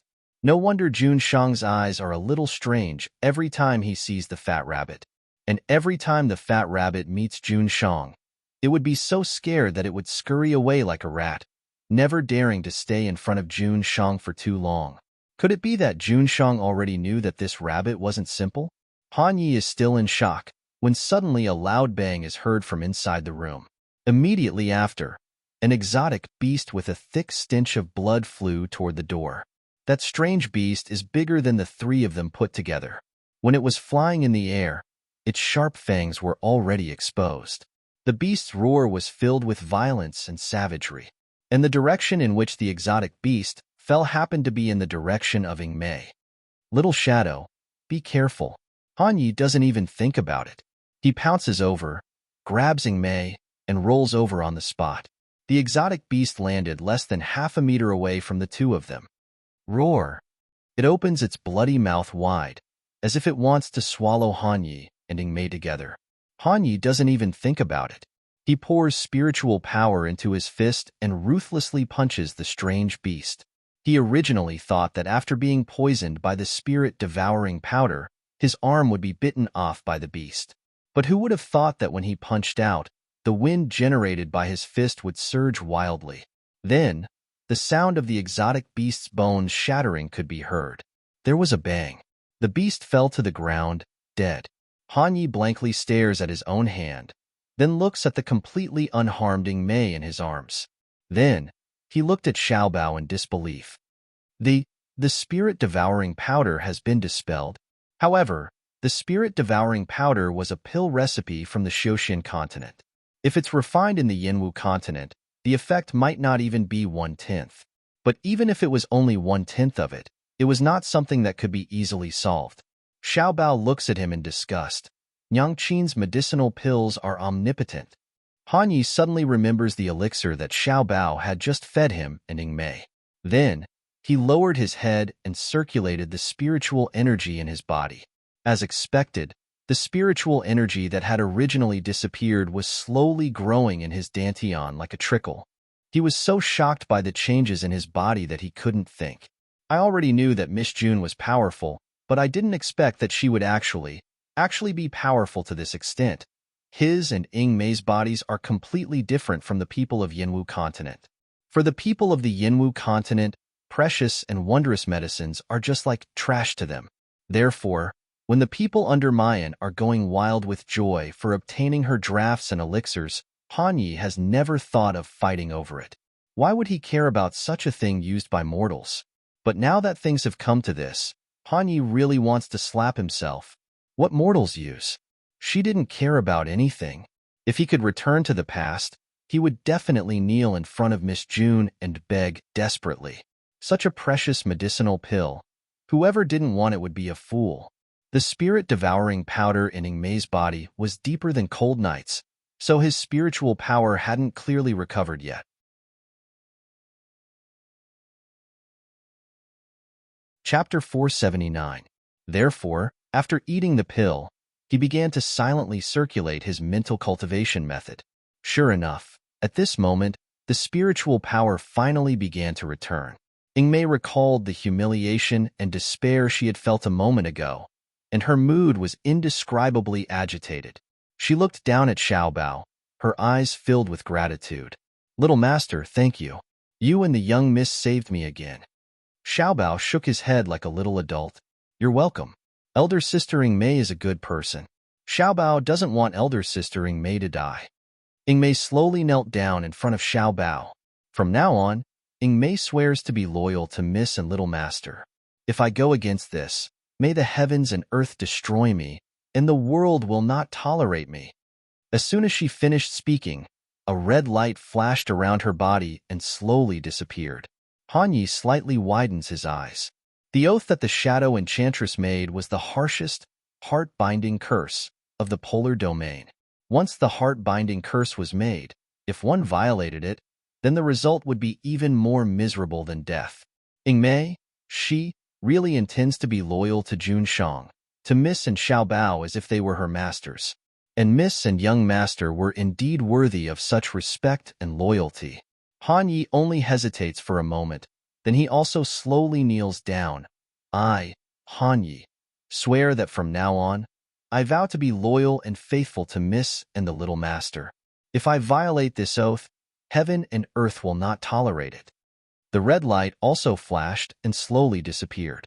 Little Bao blinked, and a rare trace of bewilderment appeared on his frosty little face.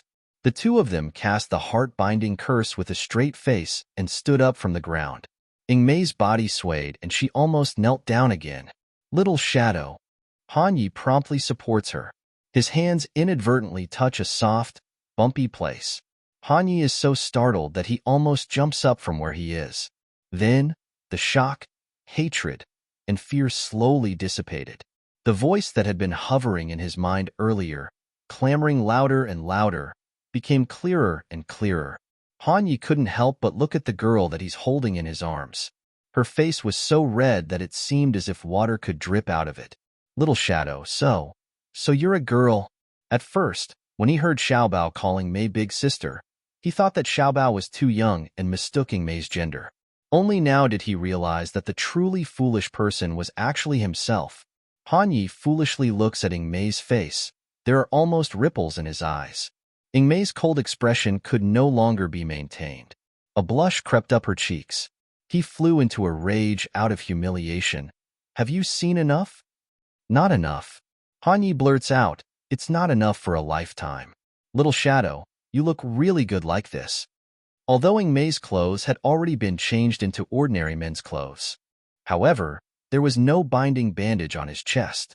Her hair was also unbound. Her beauty could not be concealed at all. Han Yi can only feel his heart thumping nonstop. These days, he could not sleep well day and night, thinking that he had fallen in love with his best brother. She thought that her dirty thoughts had tainted the shadow Enchantress, but it turned out that Ingmei was actually a girl. Realizing this, the joy and sweetness in her heart rose like bubbles in a hot spring. A silly smile appeared on his face. Ingmei was embarrassed and annoyed by his stare. Plus, Xiaobao and the fat rabbit were looking at her.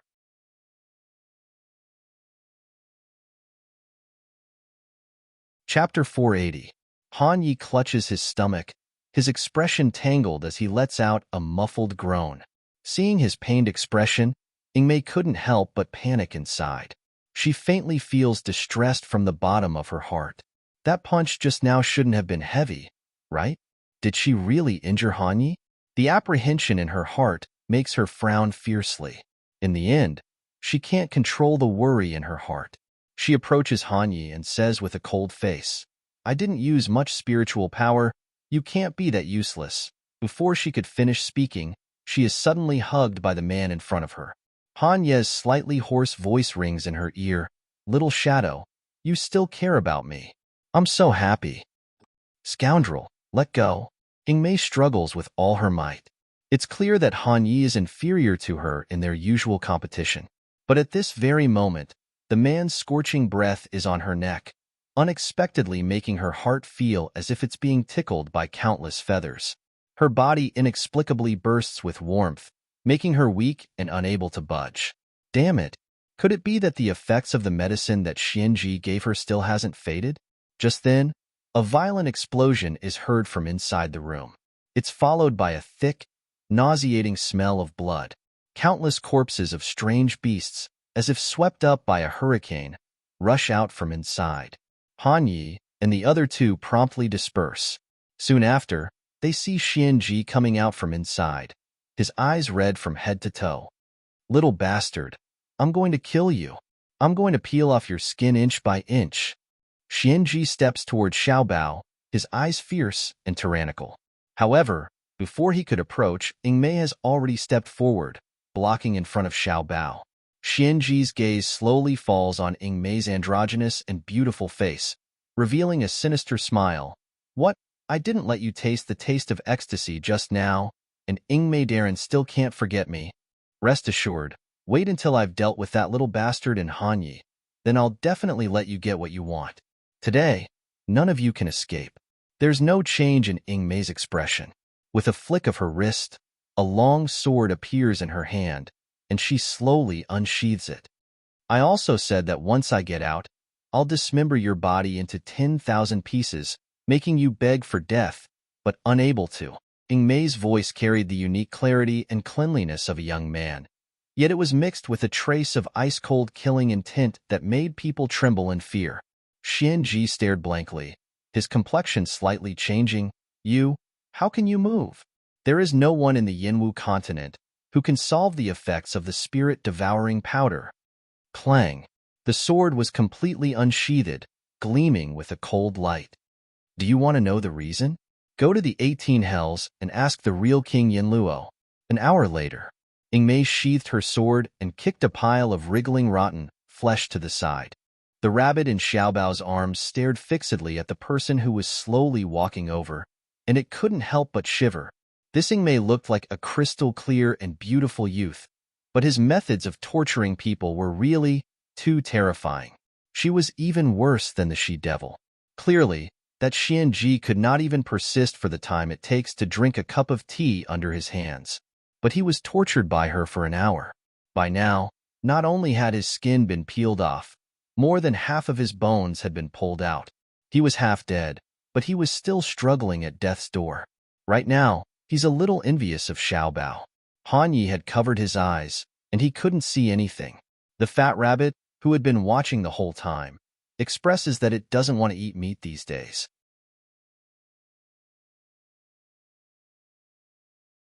Chapter 481. "Little Master, it's over. Let's go back." Ingmei's voice slowly comes.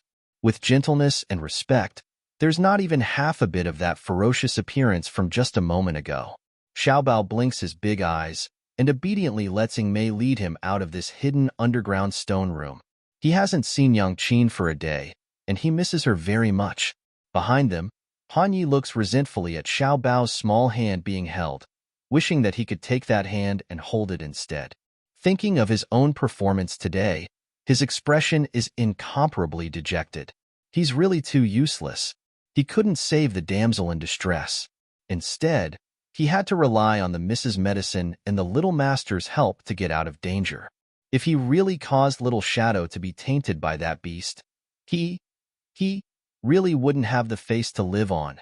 Even the final revenge was taken care of by Little Shadow alone. He wasn't of any help at all.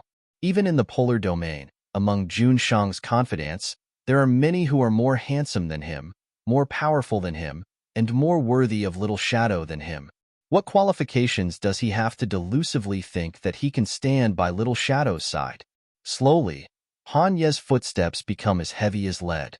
His heart, which was originally burning with passion, fell to the bottom of a valley.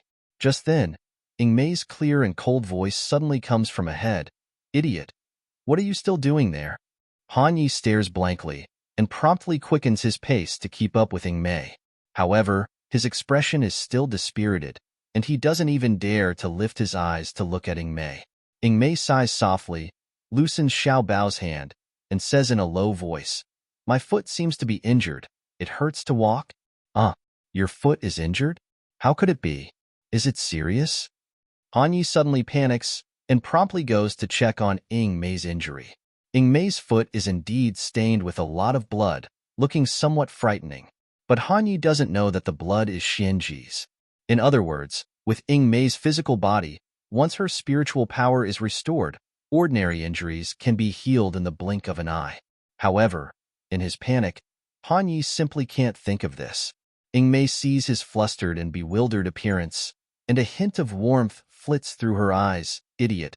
What are you making a racket for? Carry me back?" Han Yi stares foolishly for a long time before he suddenly comes back to himself. With a red face, he squatted down and carried Mei on his back. When the girl's soft body presses against his back, Han Ye's whole body stiffens, almost forgetting to breathe. Xiao Bao carries the fat rabbit and follows behind the two people. Watching Han Ye's manner of walking like a snail, they can't help but shake their heads. "Bun, idiot, Uncle Han Yi will definitely be henpecked in the future." The phrase, henpecked husband, was something that Xiao Bao and his mother had seen together in Bailey Liuin's notebook. The fat rabbit raised its head to look at Xiao Bao, blinked its mung-bean eyes, and thought, "Even that scary Di Jun is henpecked. So what's so strange about Di Jun's subordinates being henpecked?" Huangyao country. The moon was dark and the wind was strong. All was silent. In a remote valley, there was a thick smell of blood and decay, and heart-wrenching wails filled the night. After a long time, the wailing finally disappeared without a trace. However, the stench of blood and decay was getting stronger. "Princess, what do you think of this batch of corpse soldiers?"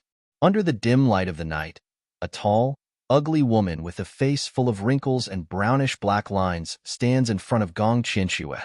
There's an indescribable pride hanging on her face. Not far from the two people, there are hundreds of people standing.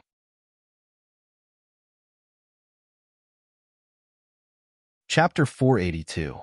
Only to see that all of them have reached Earth stage. But there's not a trace of spirit in their eyes. There were even spots of decay on his exposed skin. It looks indescribably horrifying. Gong Qianxue looks at these people and the woman at her side, disgust and pride intertwined in her eyes. But when she looks at the ugly woman at her side, she immediately puts on a grateful and trusting expression. "Sister Lu say, I'm certainly at ease when you do things. You helped me cultivate this batch of corpse soldiers. Now their strength has already reached Earth stage, solving a lot of problems for me. Lu say, thank you. You're my best friend." Saying that, she directly grasps the woman's hand. This woman is called Lu Sei. It sounds like a beautiful name, but not to mention her ugly face. Even her hand is wrinkled, like the pitted bark of a tree that's been gnawed by worms. Disgusting.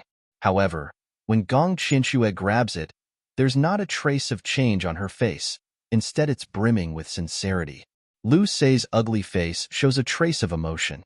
Ever since she turned into this ghastly appearance, only Gong Qianxue is willing to treat her as a friend, treat her as a normal person. So, No matter what, she will definitely help Gong Qianxue. However, Lu Se doesn't see it. Just as she lets go of her hand, the moment she turns around, Gong Qianxue immediately wipes her hand on her clothes. There's a look of incomparable loathing on her face. But thinking of Lu Se's ability, Gong Qianxue holds back this loathing. Lu Se, this woman, she's still useful. Not to mention that the corpse soldiers she refined are almost invincible. Who knows how much trouble they've helped her solve? For example, a family that's now dead here, guarding a gold mine. She wants them to give it up, but they unexpectedly refuse. Hee, they don't know what's good for them. Then let them be buried in the gold mine forever.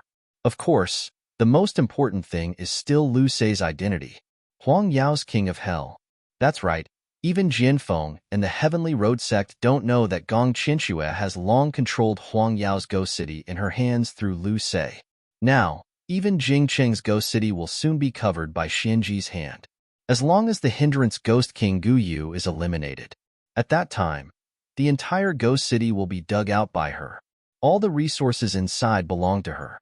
The light in Gong Qianxue's eyes shines brightly because she thinks of these. Oh, by the way, big sister Lu Se, didn't you say that Xianji said last time that there's a way to control the Ghost King? Has he sent back any news? How is it going? Princess, rest assured, Xianji sent news a few days ago, saying that he has reached an agreement with Ghost City's Shi Lanling, Shi Xinzi, to let her help him refine a kind of elixir. Even if it was the Ghost King Gu Yu, in the face of such a pill, he would not have the strength to fight back. Ghost King Gu Yu will definitely die. When she spoke of Xianji, a strange light flashed in Lu Se's eyes, as if she was missing him, and also as if she was bashful. Gong Qianxue chuckled and said, Big brother Xianji and big sister Lu Se are really a match made in heaven. Back then, big brother Xianji was on the verge of death and fell into the misty forest. Thanks to big sister Lu Se, you saved him. Then, from then on, big brother Xianji devoted himself to you, big sister, and it became a story told. It really makes one envious. As he spoke, his gaze caught a glimpse of Lu Se's face, and he felt a wave of nausea. Lu Se, this idiot, was really stupid. She really thought that Xianji liked her.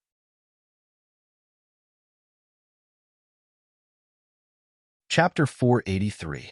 Only Lu Se, this idiot, still thought that Xianji's feelings for her were deeply rooted and that he was single-minded. She didn't even think about it. Who would fancy her with her appearance that was neither human nor ghost? But on the surface, Gong Qianxue didn't show it at all. Instead, her face was full of blessings and gratitude. Big brother Xianji really has a lot of ability.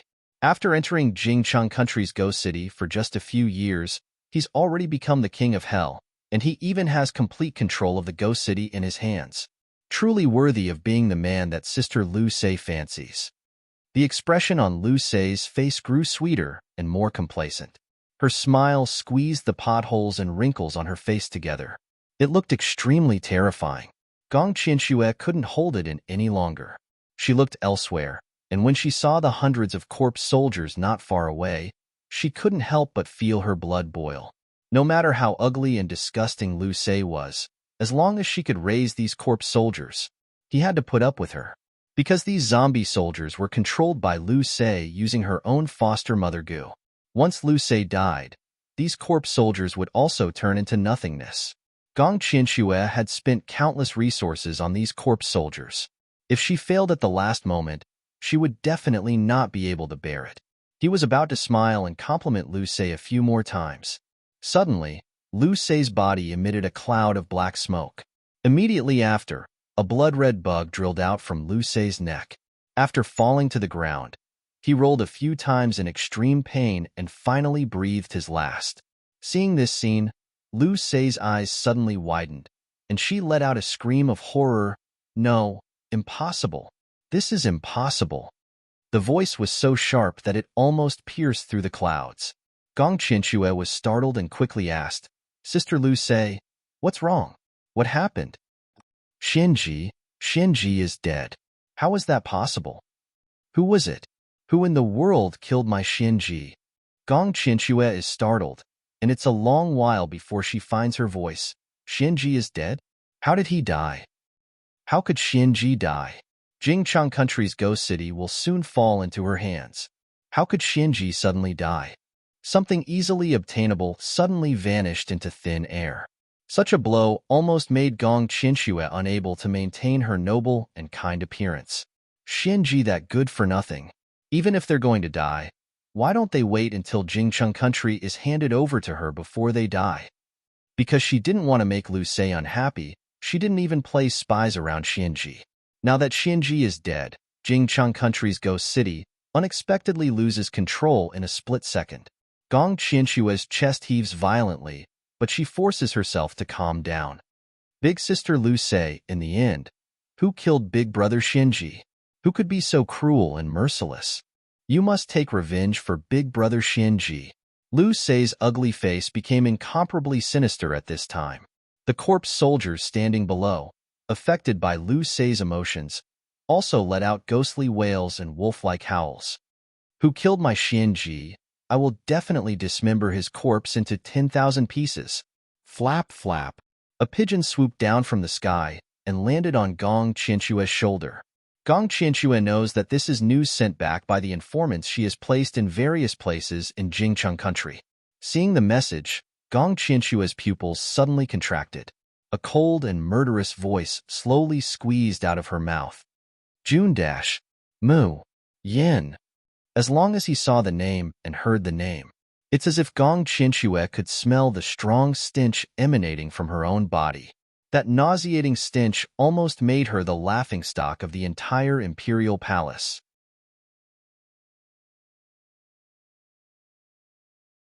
Chapter 484.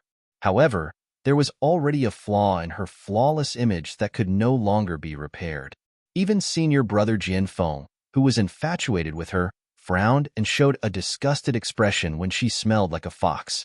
How could Gong Qianxue, who was proud and arrogant and had never suffered the slightest grievance, tolerate this? And all this humiliation was brought upon her by that slut, June Mayan. But Gong Qianxue didn't want to think about it. If she hadn't instigated the raging inferno mercenary group to deal with June Mayan, how could this evil consequence have backfired on her? Gong Qianxue takes a deep breath and immediately says anxiously and angrily, Big sister Lu Sei, I know who killed big brother Xianji. Who is it? It's the hot and powerful enchantress of medicine in Tianyuan City, June Mayan. She is now in Jingcheng Country's Wangjiang City. Big brother Xianji was killed by this vicious woman with her own hands. June Mayan. June Mayan. Lu Sei repeated the name over and over, gnashing her teeth. All right, I'll go to Wangjiang City now. Whoever killed my Xianji, I'll make them pay 100-fold, 1,000-fold. June Mayan, I want you to die without a burial. Seeing the burning, killing intent in Lu Sei's eyes, Gong Qianxue slowly raised the corner of her mouth, revealing a cold smile. If Lu Sei, this foolish woman, is willing to go to Wangjiang Lu's ghost city, then it really couldn't be better. In this way, whether it's June Mayan, the ghost king Guyu, or the ghost city, they can all be easily dealt with. Miss, you're back. When Ru Yin sees the handsome man and beautiful woman coming in from outside the door, she immediately smiles and greets them. Today, you went out with Jun Shang and had fun. Speaking halfway, Ru Yan's voice slowly quieted down, because she can clearly see Di Mingju's unhappy expression. And when he heard her question, he looked at her coldly. Ru Yin shrinks her neck and looks at Mayan with a wronged expression. Mu Yin glances at Di Mingju. She finds it a little funny, but she holds back. She knew that this man had chased Xiaobao away today because he wanted to spend some alone time with her. But the result didn't seem to be ideal. Every time the two wanted to be alone, they would be interrupted by all sorts of people and things. If it's not a man coming up to strike up a conversation with Mayan, then it's a woman who wants to throw herself into Di Mingju's arms. Finally, with great difficulty, they boated in the middle of the lake, and the atmosphere became a little more romantic. In the end, an injured teenager falls from the sky. After Mayan uses drafts to cure his injuries, he kneels in front of Mayan and insists on selling himself to her. Di Mingju is so angry that his complexion changes on the spot, and he directly kicks the freshly healed youth into the lake. Hey, still angry? Mu Yin tugs at Di Mingju's sleeve. Don't scare my subordinates. Di Mingju's face darkens. He reaches out and grabs Mayan's waist, pulling her into his arms. Bin Jun really wants to lock you in the room, lest you go out and attract bees and butterflies. Same to you. Mayan hooks up Di Mingju's chin. A smile that isn't a smile. Jun Shangdaren's ability to flirt with flowers and provoke grass is also very great, isn't it? Di Mingju immediately moves a little closer, his voice a little hoarse. Bin Jun doesn't mind Yin Yin locking me up, it's just, you and me? Mu Yin. Damn it. This man's skin was thicker and his moral integrity was getting more and more invincible. She was ashamed of her inferiority. Ru Yin, who was standing at the side, thought, Miss, son-in-law, you two are showing off your affection. Can you at least take care of me, your subordinate? Cough. Ru Yin, where's little Bao?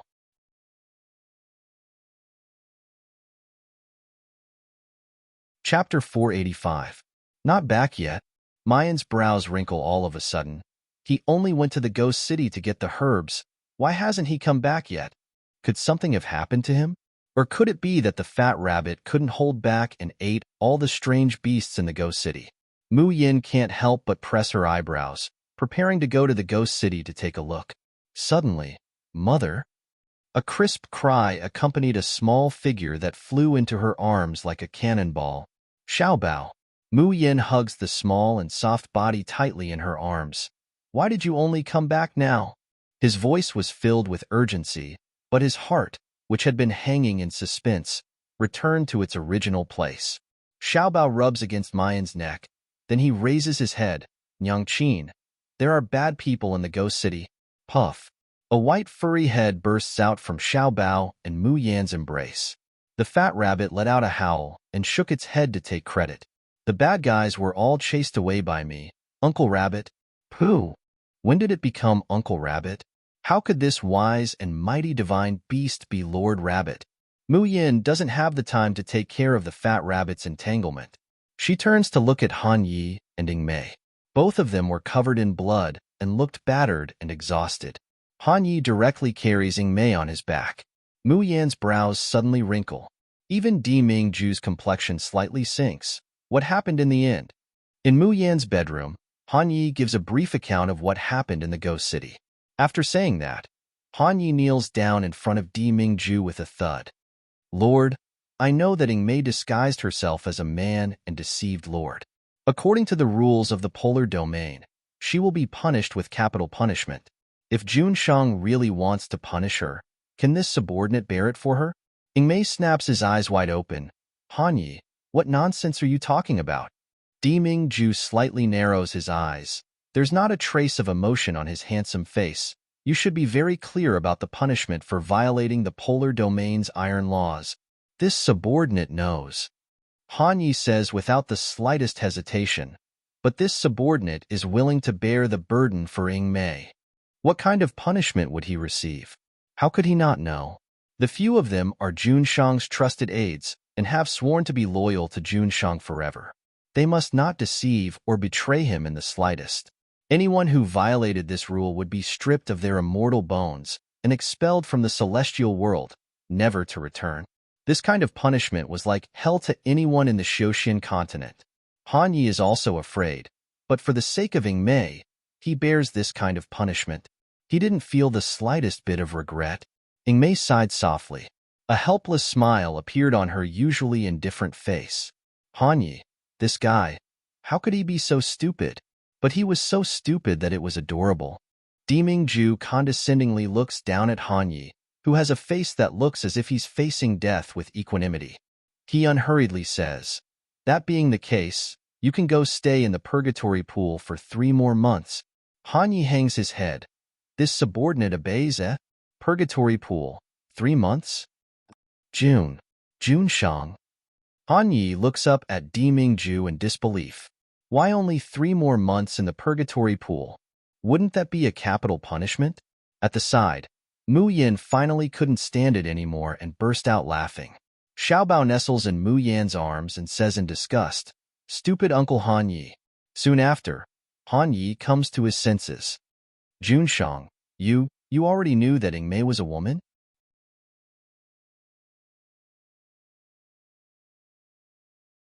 Chapter 486. Han Yi is flabbergasted, staring blankly at Ing Mei. His face is suddenly smiling and suddenly absent-minded. Then, he seemed to have thought of something. Suddenly, he wailed, "Aw, another 3 months. If I add it up, won't I have to stay in the purgatory pool for a year? Junshang, don't. Spare my life." After laughing and joking around, Han Yi says with a serious expression, "Junshang, now it seems that the ghost city might be under someone's control. Even that guy Gu Yu, the odds are against him." After a pause, he looks at Di Mingju. "Junshang, should we make a move?" Di Mingju's expression is cold and detached, not saying a word. Han Yi shakes his head. "I understand. They couldn't do anything. People from the Shoshin continent coming to the Yinwu continent involves too much karma. This was especially so since a sovereign lord had descended with his true body. He had to be even more careful with his actions. Otherwise, it would very likely lead to terrible consequences. Although the Ghost City was once founded by the Polar Domain, after so many years, the Yinwu continent's Ghost City has long had nothing to do with the Polar Domain. Junshang has come to the Yinwu continent this time for Miss Mayan. He wouldn't care about anything else, nor should he care. The fate of Gu Yu and the Ghost City has long been decided. They shouldn't have interfered. Han Yi says, "Junshang can rest assured. We won't interfere with the matters of the Ghost City in the future. Now that the herbs have been collected, why don't we leave Wangjiang City as soon as possible? After all, they've killed a Ghost King. If the Ghost City finds out, they might not let it go." However, just as Han Ye's voice falls, he hears Mayan's languid and quiet voice. "Leave? The show has just begun. How can you leave now?" Han Yi looks at Mayan in surprise. Mu Yin slightly narrowed her eyes, the corners of her mouth still curled up into a smile, but her expression was indescribably cold. "When you said the name Xinji just now, I always felt that it sounded familiar. Now I finally remember. In her previous life, she had seen a feminine and treacherous man by Gong Qianxue's side. Beside the man stood a woman who was wrapped up tightly. At that time, Mu Yin seemed to have heard Gong Qianxue call the man Xinji Gij and the woman Lu Se Jiejia. Mu Yin couldn't hear it clearly. He also didn't know what kind of two characters Xinji and Lu Se were. But at that time, when Gong Qianxue saw her, she immediately asked the two of them to leave. There was even a hint of panic on his face. After that, he tried many times to see if she recognized the two people. At that time, Mayan was so stupid that she didn't have the slightest bit of doubt towards Gong Qianxue. But now, hearing the name Xinji, she finally remembered. That Xinji Gij is the Ghost King of Wangjiang's Ghost City. And Wangjiang's Ghost City has long fallen into Gong Qianxue's hands. If you want to go back, then go back first. Mu Yan's gaze carelessly sweeps over Di Mingju and the others. "You guys don't want to manage the Ghost City, but I want to manage it." How could she not care about anything related to Gong Qianxue? She didn't care about fate or cause and effect. She only knew that if she was reborn, she would definitely turn all of Gong Qianxue's ambitions and dreams into bubbles. She would definitely consign this woman to eternal damnation and make her pay with her blood. Nyangqin won't go back. Xiaobao also won't go back. Xiaobao hugs his Nyangqin, his big eyes full of earnestness. Xiaobao will accompany Nyangqin. Saying that, he gives Di Mingju and the other two a disdainful look. Waving his hand, "You guys go."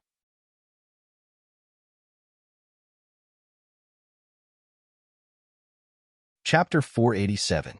After a long while, he slowly says, "Since Madam wants to manage it, Bin Jun will naturally accompany her. What's more, the Ghost City was created by my polar domain, so it's also related to me. How can I not manage it?" Saying that, he looks at Han Yi. "Since you don't want to manage it, it's useless to stay here. Go to the D Garden's purgatory pool and accept your punishment." Han Ye's eyes widen. He simply can't believe his ears. What the hell? He doesn't want to manage it. Isn't it because Junshang, as an immortal from the upper realm, can't get involved in the affairs of mortals? When he spoke just now, didn't Junshang acquiesce? Why did Miss Mayan just say that she wants to manage it, and you change your mind? Moreover, you sold him out so thoroughly. Junshang, where's your integrity? The point is, who did he provoke? Why is he always the one who gets hurt? The situation in the ghost city is very strange. A ghost king is clearly dead, but the entire Wangjiang ghost city is still operating normally. It's as if it's not affected at all. Even the herbs that Mayan wants, as well as the gold coins from the special drafts auctions, have been delivered very promptly. There's one thing that Mayan is more concerned about. Magistrate Qin and the others, who stood by her side to protect her that day in the ghost city, are nowhere to be seen these days. She asks the white-bearded Magistrate Liu, and he only says that they've been transferred away to perform some tasks. There's also an even more troublesome matter. Han Yi and the others have no way to contact the Ghost King, and they can't find any trace of him. As Mayan is thinking about how to destroy Gong Qianxue's invasion of the Ghost City, she receives an invitation. Ghost Wind Valley? Hearing this name, Ru Yin and Old Tao's complexion greatly changes. Even Yin Haoyin and Feng Haiteng show anxious expressions. Miss, you absolutely can't go to the Ghost Wind Valley. Ru Yin says loudly, although Old Tao and I haven't been there, we know that it's the Ghost City's forbidden area. Apart from the Ghost City's higher-ups, if anyone else goes in, they absolutely won't come out alive. Feng Haiteng also says, I've also heard of the Ghost Wind Valley. In those days, there were 19 pre-celestials who attacked the Ghost Wind Valley together. 19 went in, but in the end, only one came out alive, and he even went mad. Miss, if you want to stop Gong Qianxue from controlling the Ghost City, there are plenty of ways. You absolutely don't need to take this kind of risk. What's more, that woman, Shi Lanling, is also in the Ghost Wind Valley. That woman's status in the Ghost City is so high, and she hates you so much, Mississippi. There's definitely a trap waiting for you in the Ghost Wind Valley. Listening to the anxious persuasion of the others. But Mayan's expression is languid and careless. She picked up the invitation and read it again. The content of the invitation was very simple. The Ghost City's Ghost Lord is seriously ill, so famous doctors from all over the world are invited to go to the Ghost Wind Valley to treat the Ghost Lord. If it's cured, the Ghost City will be seriously injured. And there are two invitees. One is Ghost City's Shi Xinzi, Shi Lanling, and the other is Huang Yao's King of Hell. Of course, Mu Yan knows that Shi Lanling inviting her is definitely not a good idea. However, she was not a patient person. Shi Lanling, this woman, had schemed against her time and time again. It really annoyed her. In addition, the invitation this time is to treat the Ghost Lord. She can just explore the reality of the Ghost City and Gong Qianxue's conspiracy. How could he not go?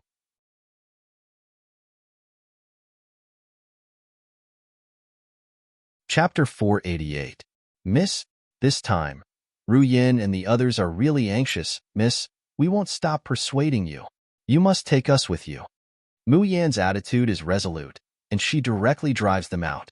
However, as soon as she closes the door and turns around, she is embraced into an embrace. The man's familiar breath hits her. Can Ben Jun go with Mu Yan? Mu Yan raises her head and squints at him. Can I stop you? This time, Diming Ju doesn't take the opportunity to take advantage of her. Instead, he gazes deeply at her and slowly says, What wish do you want to achieve? Ben Jun can help you achieve it. What do you want to kill? Ben Jun can help you kill them. No matter what you want, even if it's the moon in the sky, Ben Jun will pluck it for you. But there's only one thing that I will never allow. Diming Ju grips her chin, forcing her to slowly raise her head.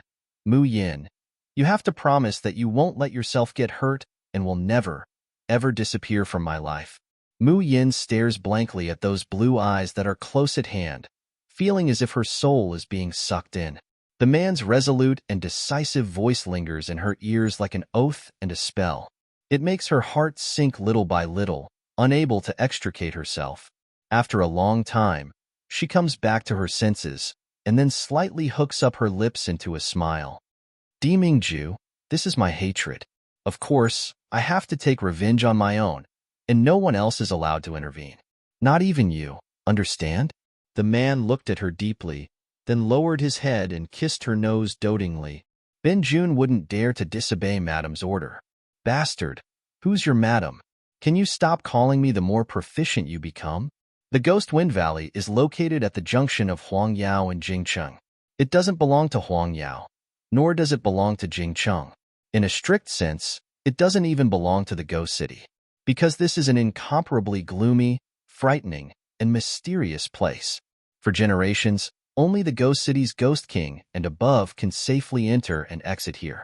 However, despite the Ghost Wind Valley being such a frightening place, there are still countless doctors and apothecaries who come to treat the Ghost Lord. The reason is that the Ghost City gives a reward that all those who study medicine and alchemy absolutely cannot refuse. Secret pill condensation technique.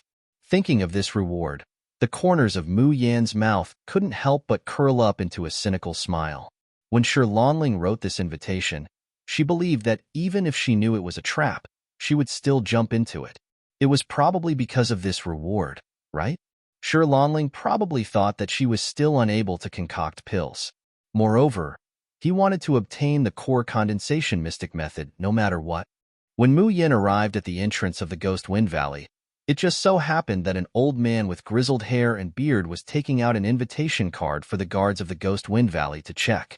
Looking from the entrance, the Ghost Wind Valley was shrouded in fog. As he got closer, he could even feel the bone-chilling cold wind. As soon as Mayan approaches the entrance, she feels a vigilant gaze directed at her. The old man sized up Mu Yin and the other three, and then revealed a suspicious expression. Are you also the doctors who were invited to treat the Ghost King? Even though it was a question, the disdain in his eyes could not be concealed. It's really that Mayan, Dimingju, Hanyi, and Ingmei, none of them look like doctors. Dimingju converges his breath, making people unconsciously ignore his existence. Hanyi and Ingmei look like ordinary handsome young men.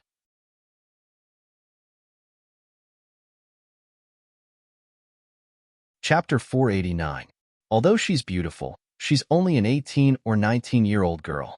How could she be a famous doctor or an apothecary? Such a person dares to come to the Ghost Wind Valley to treat the Ghost Lord? She also wants to snatch the secret method of core condensation? Isn't this a joke? Dr. Wang, please come in. After examining the old man's invitation, the guard respectfully returns it and makes a gesture of invitation. Dr. Wang takes back the invitation, but he doesn't go in immediately.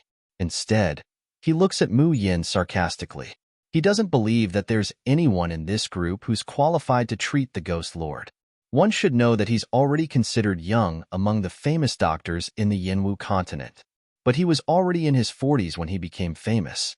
However, the next moment, Dr. Wang widens his eyes in shock. Because the beautiful girl who he thought was least likely to be a doctor actually takes out an invitation that's exactly the same as the one in his hand. How is this possible? An 18 or 19-year-old girl is actually a famous doctor invited by the Ghost City? While he's still in shock, he suddenly hears a soft huff from the guard. I'm sorry, Miss June. Although there's no problem with your invitation, your name doesn't seem to be on the list of doctors I've recorded. Hearing the guard's words, Mu Yin raises her eyebrows in surprise. I don't know where this country bumpkin came from, daring to pretend to be a senior doctor. What do they think the Ghost Wind Valley is? Do they think they can come in whenever they want? A bunch of idiots. The medicine boy next to Dr. Wang sees that his master doesn't like Mu Yan's group. Seeing that they've been denied by the guard, he immediately taunts loudly. Dr. Wang puts his hands behind his back and says with a haughty face, this old man was wondering why the people of the Ghost City are so stupid to invite such a young and inexperienced girl to treat the Ghost Lord. It turns out that they're shameless imposters. How could they have an invitation? You should know that the people invited by the Ghost City this time are at least at the level of Xin Medical Pavilion's senior doctors. The medicine boy says as he looks at Mu Yin up and down. Seeing her flawless face, he can't help but reveal a lascivious smile. Master, maybe this girl is a doctor's concubine in Furnace. That's why she has an invitation, but her name isn't registered. Before he can finish his words, there's a sudden blur. 2 clapping sounds could be heard. 2 big slaps landed on his face. He screamed and spat out a mouthful of blood with broken teeth. Unbeknownst to him, Ingmei had already appeared in front of him. The sharp blade was unsheathed and slowly rubbed against his neck. Watch your mouth. Do you believe that I will cut off your tongue? Guard, what are you waiting for? Dr. Wang suddenly came to his senses and immediately roared hysterically. This group of people forged invitations and pretended to be doctors. Now they're fighting in the Ghost Wind Valley. Don't you care? The faces of the guards turned cold. Only now did they react. Mei had actually made a move in front of them. They couldn't even see Mei's movements clearly. Everyone, let's catch them. Hand him over to the King Yanluo of Hell. With a loud shout, dozens of guards in the Ghost Wind Valley rushed out as if out of thin air. Each of them was at the peak of the Earth rank or above.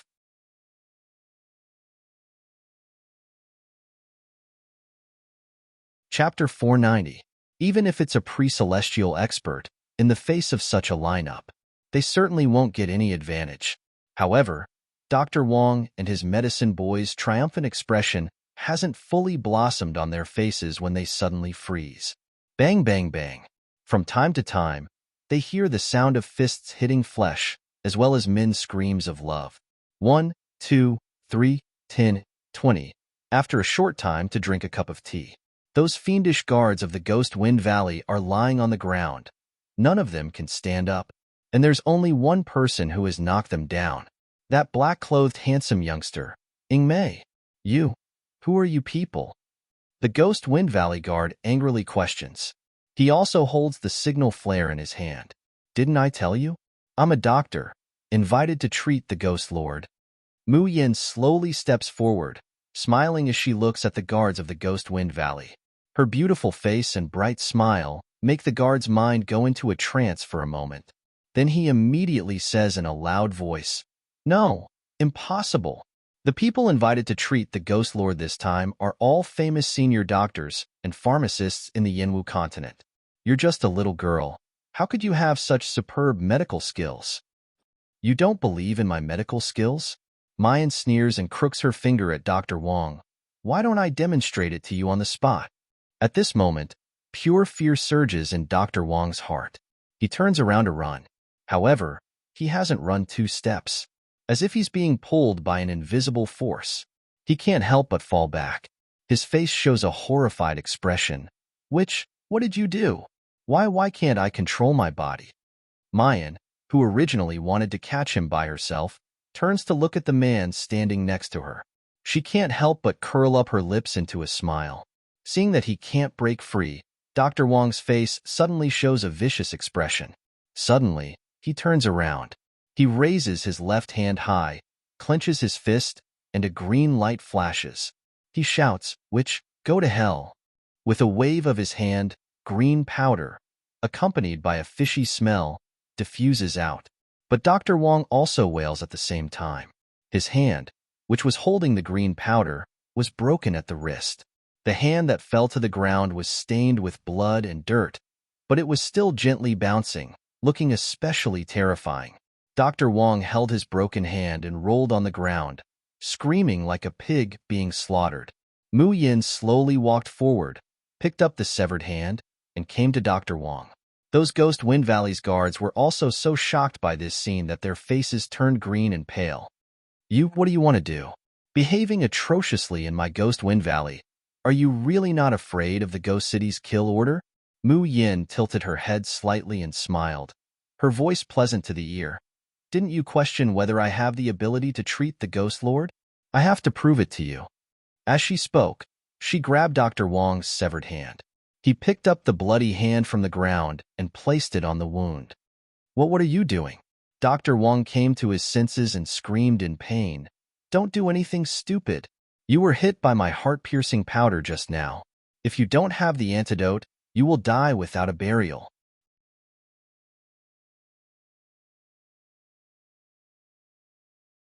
Chapter 491. You must be kidding. Dr. Wang screamed. My hand is broken. You cut it off. How can it be healed? I've been practicing medicine for decades, but I've never heard of such medical skills. Let me go. Mu Yin no longer pays attention to him. She aimed at the palm and wrist, took out a needle and thread, and began to suture. Without anesthesia and conscious, she directly sutured the tendons and flesh. This kind of pain was simply indescribable. The whole Ghost Wind Valley echoed with Dr. Wong's miserable screams like a pig being slaughtered. In the end, he didn't even have the strength to scream anymore. He only begged, "This old man was wrong. I was wrong. Please let me go. It hurts. It hurts. I really can't stand it, boo-hoo." At this moment, Mu Yin finally cut off the thread and showed a satisfied smile. "Okay, the suture is done." The Ghost Wind Valley's guards regained their senses one by one from their shocked faces. You can't be thinking that sewing severed limbs together like that is considered medical skill, right?" Mu Yin slowly raised her eyebrows. She turned her hand, and a porcelain bottle appeared in her hand. She slowly poured the medicine in the porcelain bottle onto Dr. Wong's hand. Then, a shocking scene happened. They saw that the bloody wound on Dr. Wong's hand, which was sewn with thread, began to heal at a speed visible to the naked eye. Mu Yin pulled off the suture rope while pouring the draft. After a few breaths, there was only a centipede-like scar left on Dr. Wong's wrist. Dr. Wong widened his eyes and looked at his hand in disbelief. Then, he subconsciously moved his fingers. It moved. The fingers moved. How is it possible? How can a broken hand be sewn back together, and how can it be as good as before? Dr. Wong looked at Mu Yin in shock, and then looked at his hand. There seemed to be that terrible pain on his wrist. However, when he crooked his finger, he really felt the existence of his hand. Moreover, as time went by, the existence of this hand became stronger and stronger. It was as if it had never been looked at before. No, impossible. How can there be such medical skills in the world? Moreover, the one who used such medical skills was a young girl who was not even 20 years old. Dr. Wong raised his head and stared at Mu Yin. His voice was trembling. Who are you? Sir Shintu, you've come. Why are you standing here and not going in?" Inside the Ghost Wind Valley, an old man cried out in surprise. He sees Magistrate Lu striding forward to welcome Mu Yin, repeatedly bowing to invite her in, his expression indescribably respectful and flattering. Shintu? The Ghost Wind Valley guards were all dumbfounded. What Sir Shintu meant, they all knew. However, the Ghost City hasn't had a Shanshu for a long, long time. Why did it suddenly appear now? And such a young girl at that? Magistrate Lu, who is this lady? Finally, one of the guards could not help but say, although she has an invitation, her name is not recorded here, so we dare not let her in. Idiot! Hearing this, Magistrate Lu wished he could slap this second pig-like teammate to death. Having Su Fu in the Ghost City is not enough. You're tuning in to the Romance Rendezvous YouTube channel. We're so grateful for your support, and don't forget to subscribe to join us on this incredible journey through captivating stories. Your generosity through donations truly makes a world of difference, as it's the primary source of revenue that allows me to expand and enhance this channel for you. Thank you from the bottom of my heart for being a part of this adventure.